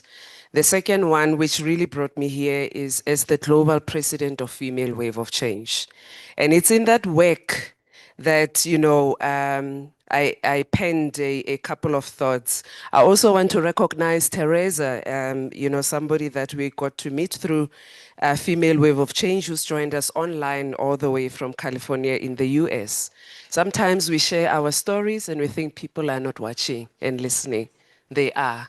So be careful of the stories. Let's be careful and craft the right stories to be able to share. Women around the world are stepping into leadership roles and reshaping the future by harnessing their authentic feminine energy. Even when the sun is shining inside them, they're still harnessing that particular energy. As women connect globally, they are creating opportunities for collaboration, support, growth, and recognizing that many challenges they face transcend borders, race, and religion. I find in the work that we do in Female Wave of Change as South African women, we think we are behind. And yet when I talk to women from the US and Europe and South America, we are way ahead, women. We are way ahead as leaders. So let us not take ourselves and put ourselves down. We are leading the world. We are challenging the thinking in the world. Women are bypassing, and let's take that, women are bypassing outdated policies and systems that exclude them, and they are crafting new pathways forward. So I'm challenging all of us to continue, you know, to be crafting these challenges or these new paths. Women leaders in particular are not seeking to challenge the old systems of defiance. And that's been something that's been quite tough for me to learn, that the work that we are doing as women leaders is not about fighting the old, it's about creating the new. Let the old continue, but create the new so that eventually people in the society and the systems are able to move to that new. They're focused on building an inclusive future that prioritizes collaboration, sustainability, and interdependence. One of the things we do in our organization, and I want to recognize one of our contributors, is that we've created a program because we've been challenged by men to say, how do we come in and get to learn what do we need to do as leaders to support our women in the system? And I want to recognize one of our contributors in the program, Dr. Buyani Zwane, who is helping us to be able to share the message with men that there are roles that they can be able to play. They can become allies and advocates to women empowerment. We have the converted in the room. There are many more that we can be able to convert out there. Prof. Majola and Prof, correct? Prof and Doctor, Prof and Dr. Majola. Thank you so much for the opportunity that you afforded. I am so glad, ladies, to have contributed, you know, in the chapter in the book, from a moderator to an author. Thank you.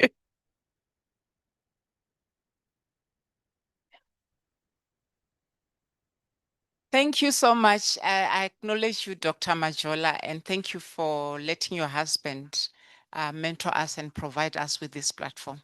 We appreciate you. And thank you for every one of the ladies that has contributed. I've learned a lot today.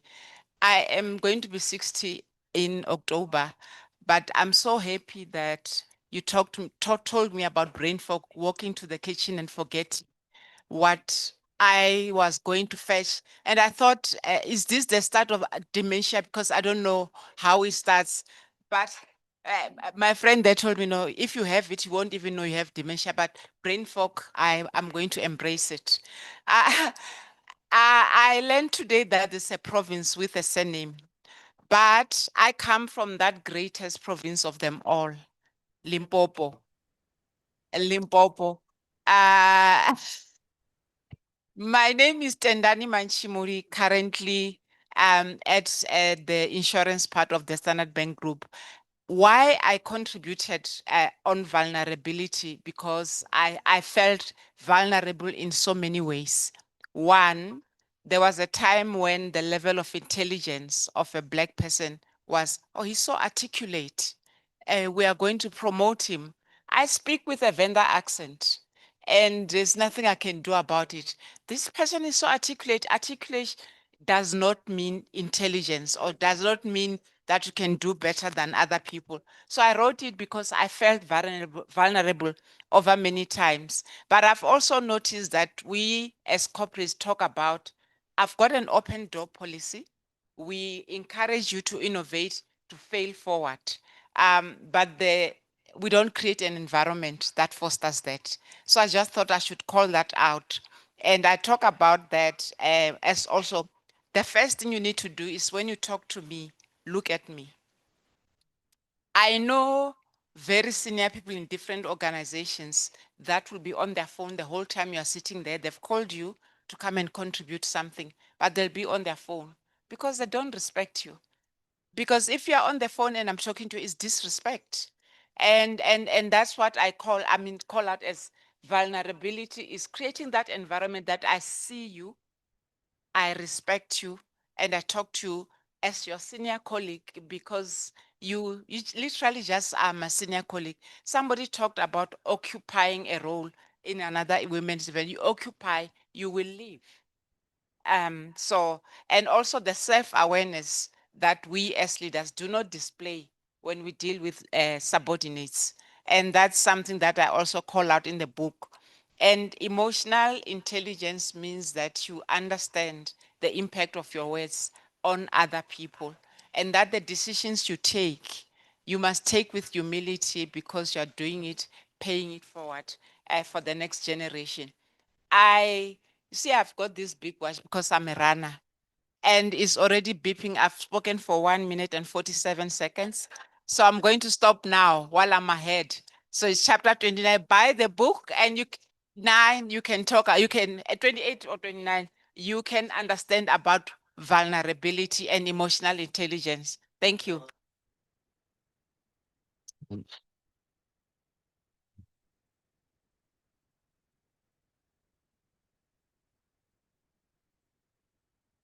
Good afternoon, everyone. What a great day that Prof. Majola has organized for us. My name is Tuli Dabudi. I work as the Social, Economic and Transformation Executive in the SPA Group. My chapter is called The Power of Female Leaders, Trusting Nature to Act as a Compass. And I am saying, so many times when things go pear-shaped, rarely does it happen that the answer is something that we did not know about. So I'm saying, when we go back to basics, we've got to trust nature, because there are so many lessons that come from nature.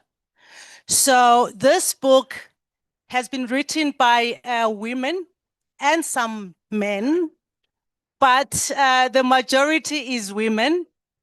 And that is a gift from African women to the rest of the world, to understand us, not just only as African women, but as women in general. Because what is known when it comes to leadership, most of the time is known from a male perspective. So this is the opportunity to educate the world. So thank you very much for that opportunity. In my chapter, I talk about the inborn instincts that we have. You've ever watched that nature program on TV? That animal on its own knows exactly what to do, and no one teaches it, because nature takes charge. So as women, we are born with that. So let's actually embrace that. I talk about the fact that we are the ones that are able to embrace doing what is good for the community. So that the greater good is key in guiding us. We've rallied around our grandmothers, our mothers have rallied around orphans in our townships, in the villages, when no one was there to look after them. And that is our power. Our grandmothers have raised children who, to this day, I actually get moved to tears when I see a graduation ceremony and a child taking off their graduation gown and conferring it to their mom, to their grandma, to say, I wouldn't be getting this if it wasn't because of you. Because grandmother there took over and said, I might not be educated, but not on my watch will there be another person in my family who's not educated. And they take over with their social grant and educate their generations and the future of our country. So all of us stand on the shoulders of giants in our grandparents, our mothers, and other women in society. So I'm saying we find ourselves in the workplace with challenges where we don't have role models that look like us, that do things like us, that speak like us. So we then get ourselves into organizations where the scarcity mentality is rife. We end up adopting the queen bee syndrome. And I'm saying we need to actually unlearn those things. We need to actually normalize being there for other women. We need to be those women that open doors and don't slam doors shut on other people just because we are on the other side. We need to normalize being those women that climb up that ladder so that they can get to the top and actually start pulling others and say, come join me. That is our job. That is what nature intended for us to do. So I'm saying we need to be the pathfinders for the next generation. I was so encouraged when I heard someone speak about menopause and saying, not on my watch will another woman go through what I went through because of lack of knowledge. I was further encouraged when I saw a doc with the group of mentees that she's got, because that's exactly what I'm talking about. It's about saying, I'm going to keep those doors open. I'm going to keep that step ladder steady and firm, and I'm going to help you climb it, because that's what nature intended for us to do. Thank you very much. Well said, well said. We are supposed to be closing at around about 4:30 to 5.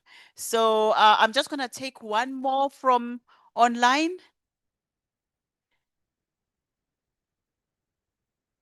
Any contributor from online? Joining us online? Yes, please.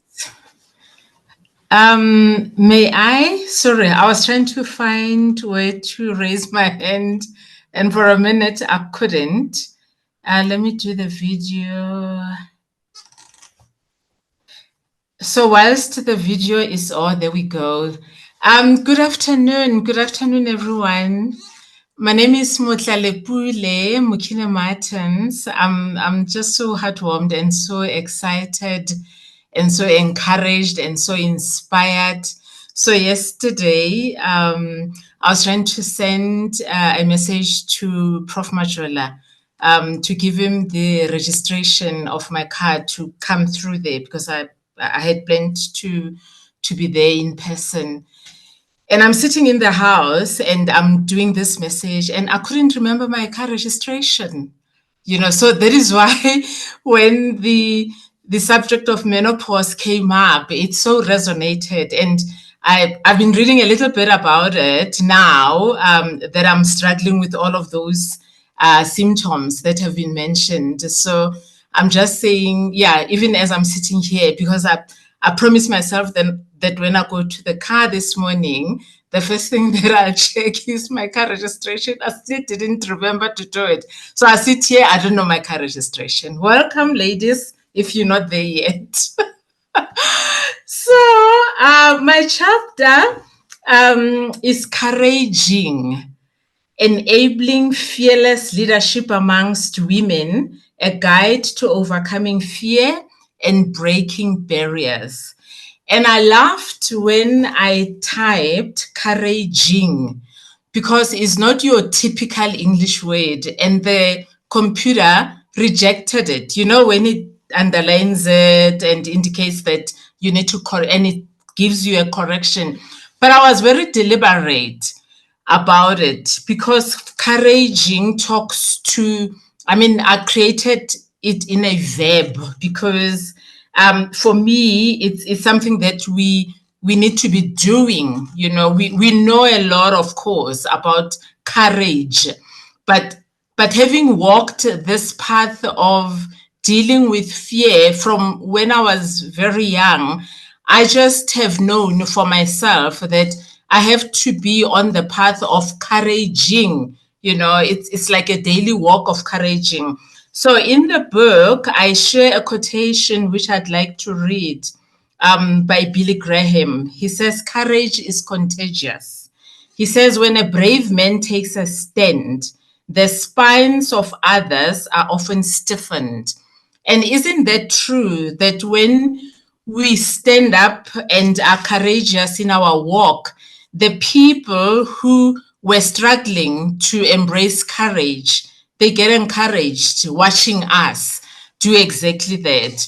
I share a story in my other book, a quotation also by Vincent van Gogh. It says, "If you hear a voice within you say you cannot paint, then by all means paint, and that voice will be silenced." So this also talks to couraging, because here is somebody who is being told, whether, you know, directly or indirectly, or they hear murmurs or ideas or whatever, that they cannot paint. And the message is just go ahead and paint. And I have learned and discovered that when you go ahead to paint, you get to silence those voices. Even if they're not silenced, you're not there to be you're not hearing them because you are too busy painting. So yeah, just a little bit about myself. I also work in the coaching space, in the leadership space, and a lot with women and young people. I'm just finding, like most of the colleagues have shared, that a lot of us women come either from a history where we are laden with fear, where we struggle with courage. Sometimes even when we don't, we get into these spaces where we feel we don't have a right to be there. So part of what I write about and what I engage a lot with the people I work with is the whole idea, the whole concept of permissioning myself, you know, learning to give myself permission to enter into those spaces, even spaces that maybe traditionally I wasn't meant to be in, but I just give myself permission, and I enter. And I've got a lot of stories to share about some of the experiences when I've entered in those spaces. But yeah, in a nutshell, that is what couraging for me has been about, and that is what I write about in my chapter. And lastly, I also talk about some of the meta skills that we need to be able to do this courage, because of course you don't just obliviously, you know, just try and like embrace the courage, but you need to know exactly what you're doing. You need to have the skills that are relevant, that will help you as you give yourself permission to enter and occupy spaces that you should be occupying. So Prof. Majola and Dr. Majola, thank you so very much. And thank you to all of the other contributors. I look forward to reading. Thanks.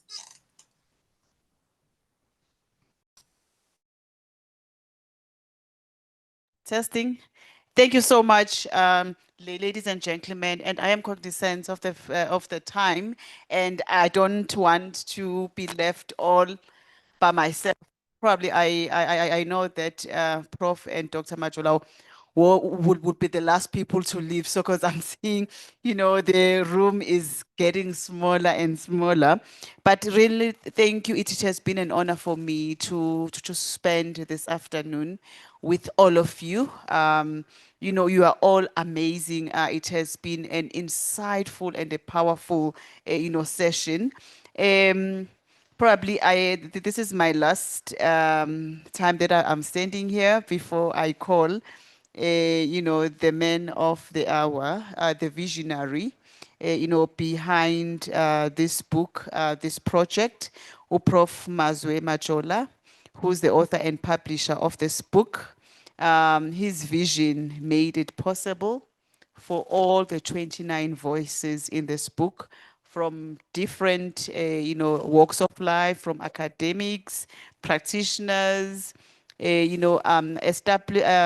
established or esteemed leaders, from not only in South Africa, across the globe, that have spoken in one powerful chorus and penned it in this book. So my parting shots really is that let us remember that this book is just not, the book, but it is a gift to the generations to come. And I liked what the earlier speakers, they kept on emphasizing that it is a call to action. And I like to emphasize and say, actually, this book is a manifesto. We are gonna use it in boardrooms, in parliaments, in communities, ikwizimbizo ma, around that tree. So it is gonna be, the book that is gonna birth a new kind of leadership. The leadership, the kind of leadership that's not going to fall into the pit of the leaders that came before us. So please, I urge you once more, invest in the book, buy it, read it, share it, gift it.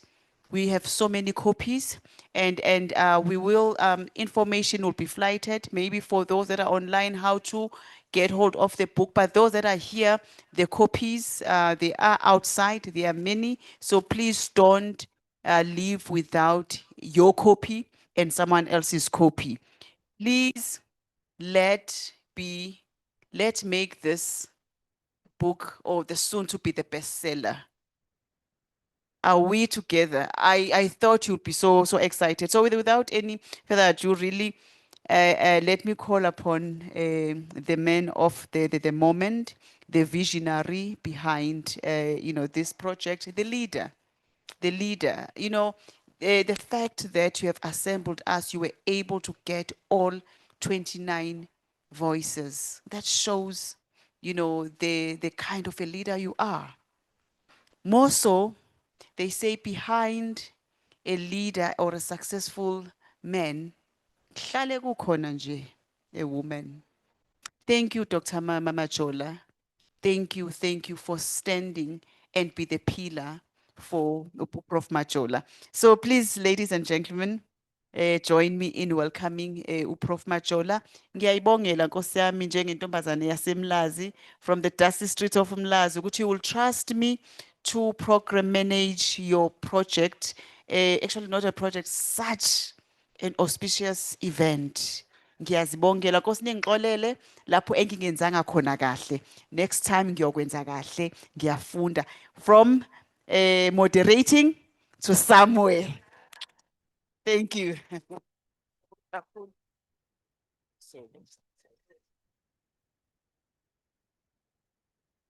Wow, ladies and gentlemen, thank you so much. Sis Ayanda, thanks a lot. Sis Ayanda has been with us really, most of our events, like Sis Tibalo said, from 21, 22, always conferences, moderating. Sis Ayanda is the CEO of Facet, one of the best run CETA. At least that we haven't been given an administrator in that CETA, so it is quite well run. Asset is financial, accounting, yes, yeah. So thank you so much, my sister. Very busy person, but also I'm very humbled and touched that you're supposed to be in Durban and you delayed it. Thank you so much for really availing yourself. Obviously, I'd like to thank my beautiful wife, Udokotela, Dr. Matsepo Majola. You may not see her in most of time, but obviously, as Sis Anda said, she's really behind everything, behind everything. You know, she's really pushing me so hard. Sometimes I even say, ish, it's too much now, but obviously she pushes me. So, Sis Buitumelo, you brought your mother, which I met, and I was so happy to meet her. But I also brought my parents as well. So we've got I've got umama nobaba umlapo. Others in other contexts, others they will say my father-in-law or my mother-in-law. But for me, they are my parents because my biological parents abangizalayo, they are unfortunately no more. So sengisil nabo, so they are really my parents, and I want to thank God they're still here. And my dad is an author as well. She's got she's got a very good book, Raising Champions. Yeah, Raising Champions, one of the best book. So we'll find another way of you accessing it because it's very, very important. Ladies and gentlemen, those who are in person and those who are online, really, I'm humbled. That's why, actually, I didn't want to talk today. I thought I was just going to sit and let all of you to talk because really, I'm very touched that very, very important people, top people, whether academia or scholars or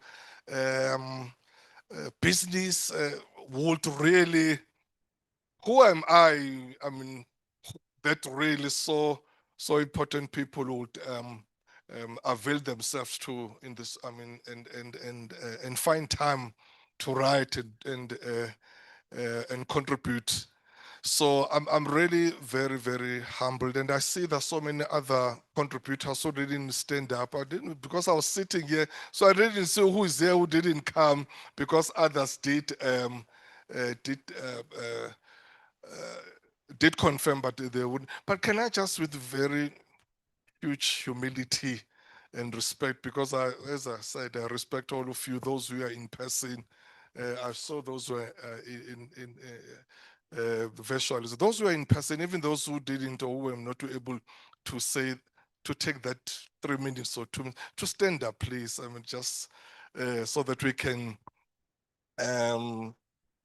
Wow, thank you, thank you.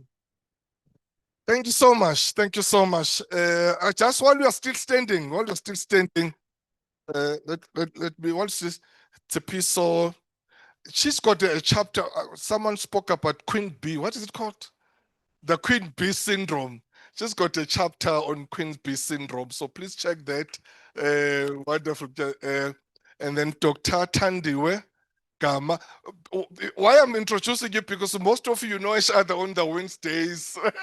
So you haven't met in person. Sister Bell, obviously, you saw her. She spoke. Usistenda is what spoke. Dr. Hey, Nigelwa. Tengifende. Wow, thank you so much. She's got a wonderful chapter as well on public sector. I think it's a chapter 2, chapter 3, chapter 2, yes. Beautiful chapter on public sector, because that's where she's background are beautiful. Usiso Portia. Portia, she's got a chapter, I think chapter 3 or chapter 4, I can't remember. On the what? Corporate game, yes, yeah. So, I mean, those I saw on the line, of obvious, those who didn't talk, my brother, that Dr. Sifuko, I hope he's still there. Also my sister, Katleho, my Jola, those two, I don't know if there are others as well who I didn't see.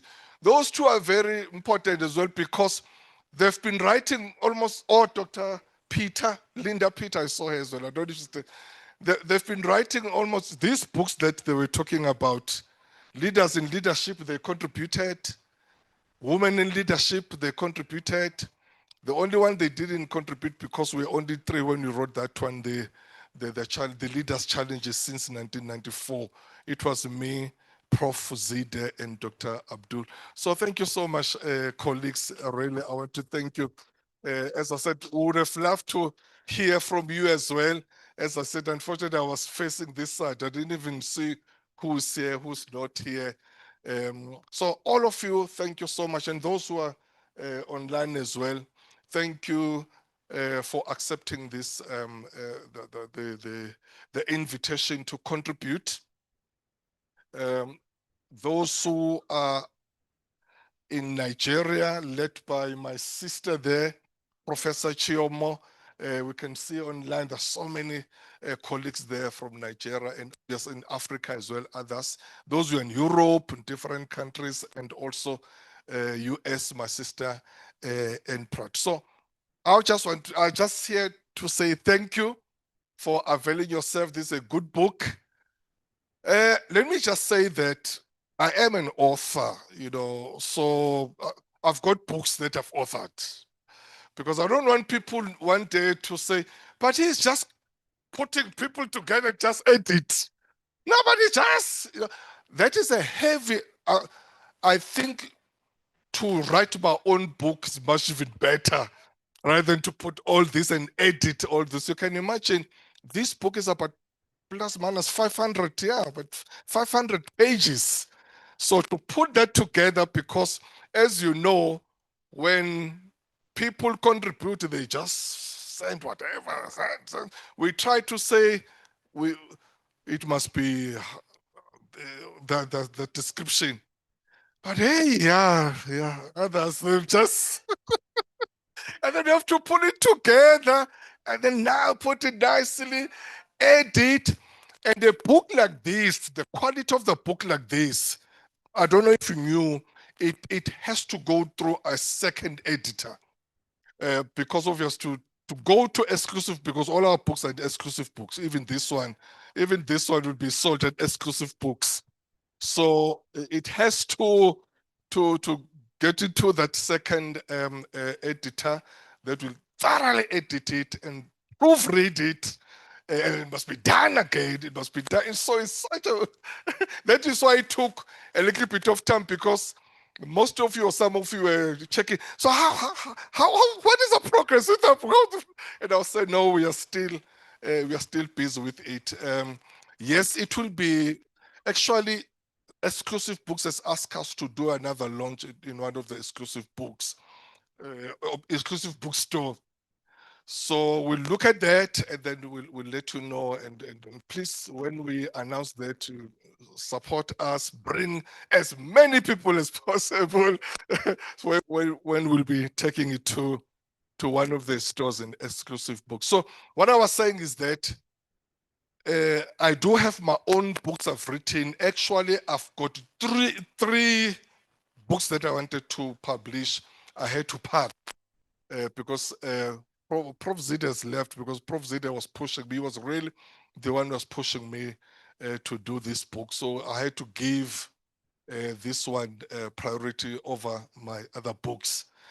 And I promised my good doctor that, because I've got two good doctors, Dr. Matsepo Majola and Dr. Buyane Zwana, both of them, because they were my students. So they've got beautiful, good thesis for their PhD thesis. And then we are going to convert those theses into books, because we always say that the thesis is good, but it's for smaller scholar.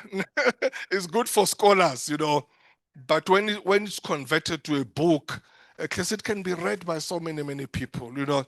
So I mean, I've got that project as well to do that, and the project as well to do that, and obviously, and many others. But I just want to thank you for, especially the contributors, just for your humility as I'm saying that, I respect you a lot. I know you're big people. You're very, I don't know, big people. Yeah, big people, very important people. All of you, I mean, all of you, 29 of you, those one who are here in South Africa, in other countries as well. Very, very busy people, but you took time, to write. So thank you so much for that. And please, doing a book like this is a huge project. Publishing a book is very expensive. Those people have done books, you'll know it, It's very, very, very expensive. And you can even imagine the thickness of a book, because the bigger the book, my sister Dr. Clinton, but the bigger the book is expensive it becomes. So yeah, it was a very, very expensive project that we took. You know that we don't have a sponsor, so I'm happy that my wife is here. She can see it, because at the end of the day, when she's asking that, but I mean, we are talking about books against another one, and then we are taking from the pot here. We don't know where it's going, what is happening. But yes, we want to applaud you, congratulate you, and I'll encourage you as well to especially those guys who have really written. Because of writing, you write a chapter, again you write a chapter, again 2 chapters, 3 chapters, and then it's a book. So I would like to, encourage you then. Take a chance, write. We'll assist you, we are there. We'll publish you, we'll edit you, we'll assist, we will walk with you, because we want you to write.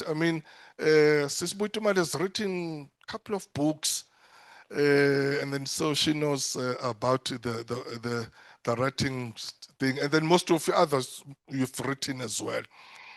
So please, those who really interested in writing, do write, and then we'll see. We'll assist you in terms of how to publish the stuff that you've done. So thank you so much. I know that we always meet on not Fridays. We must go to Fridays. The Wednesdays. Please, let's keep it. Let's keep up the good work and meet there. You know that we learn a lot from that platform. What is happening there? It's troubling me, and obviously you will assist me when they've got people I respect a lot here in terms of guidance and advice. My brother Sam Sim, I said my brother Buyan, Dr. Buyan, and others who are here. Because it's troubling me that we meet on Wednesdays. Actually, let me just tell you, this idea of writing a book, how it came about. I think it was, during that COVID, as Prof. Zito spoke about when we were meeting. One Wednesday, we hosted Mpomakwana. We've hosted Mpomakwana a couple of times. He loves our platform. But I think it was his first time. I think Brother Sam and Boyana were there, if I'm not mistaken. And then he said, because at that time, during COVID, the Wednesday platform was huge. There's so many people, who attended. Maybe because obviously it was during that time when people were, they really wanted to be encouraged, and then there was so many people who were there. I can call names, but at the time, the top people were there. And then Paul was looking at this, and wow, you can't just have this and then leave it like this. Okay, you meet, so what? You meet here, you talk big English, you talk, and then all these things, top people come here. So what after that? And then he gave this idea. He said, when he was in US, I don't know whether in Harvard, whatever, but he participated in a group of scholars who were meeting like this, but they were very small, meeting like this, and they wrote a book, like giving chapter to each other. So, and then they put it together. And then that's how the first book, Leaders in Leadership, which was the forward was Professor Chirita Marwala, because he was there. I mean, they were attending all these guys, all these big professors, the Tetonyattis, and then others. So he then said, why don't you write a book? Chapter, put it together. And then all of us said, yes, it's a good thing. And then that's how it started. After that, and then obviously another one. But I just feel that we could do more. I mean, especially for our country. You know, we've got an oasis of you know, when you look at our platform, and I'm saying this with huge humility and respect, and I think also Silvia once said that the other day when she was trying to say, how can we assist, collaborate with IPM, that, I mean, how can we really use this, what we have, and then, you know, Cicely, there are more, you know, and yes, we can write books and write chapters and write, but is there any other thing that we can really put together? I mean, the people are talking about national dialogue now and all those things. Obviously, some of us are because of our jobs in yeah, participating somehow. But is there any other thing that we can participate? You know, can we flood the TV? Can we? I mean, I'm in that space. If there are people who say they're expert at certain things, they just push them and put them there. You know, so that we need more in the media and in other areas as well, so that yeah, we are leaders in leadership. People who can see that we're not just meeting, but we want to take it up there. And also, as Sis Linda always challenging us, can we please get more youngsters to join us and to come? That is a chorus we always sing. The event that Dr. Buyane moderated in Pretoria, we knows that again there we are talking about the same thing. But let's not become discouraged. I do feel that somehow, I don't know how, that when the emerging leaders or the youngsters, when they meet, yeah, we must just find a way of, of them not becoming intimidated by people they see there, but just to find a way of making them comfortable, that they're part of the platform as well. Thank you so much for attending, and we'll do more projects together. We'll be more, and we want your ideas as well, so that we can work together and push forward. You know that I'm your servant, servant leadership. So whatever you say, I'll just oblige and move forward. Colleagues, thank you so much on the line. My sister in practice, ngiyabonga sis wami. Usiswami, she speaks Zulu. She's from KZN. Yeah, she speaks Zulu. Ngiyabonga sis Ann. Thank you so much, my sister, sis Hani, and all those that Dr. Mutlalepule and others as well who are online. Thank you so much, ladies and gentlemen. As we always say, on Wednesday, the session is adjourned. May God bless you, and may God bless Africa. Nkosi sikelele Africa. Thank you so much. Let's meet. Let's still mingle. Let's take pictures. Please buy book. And then, yes, we meet on Wednesday. Thank you very much. Bye.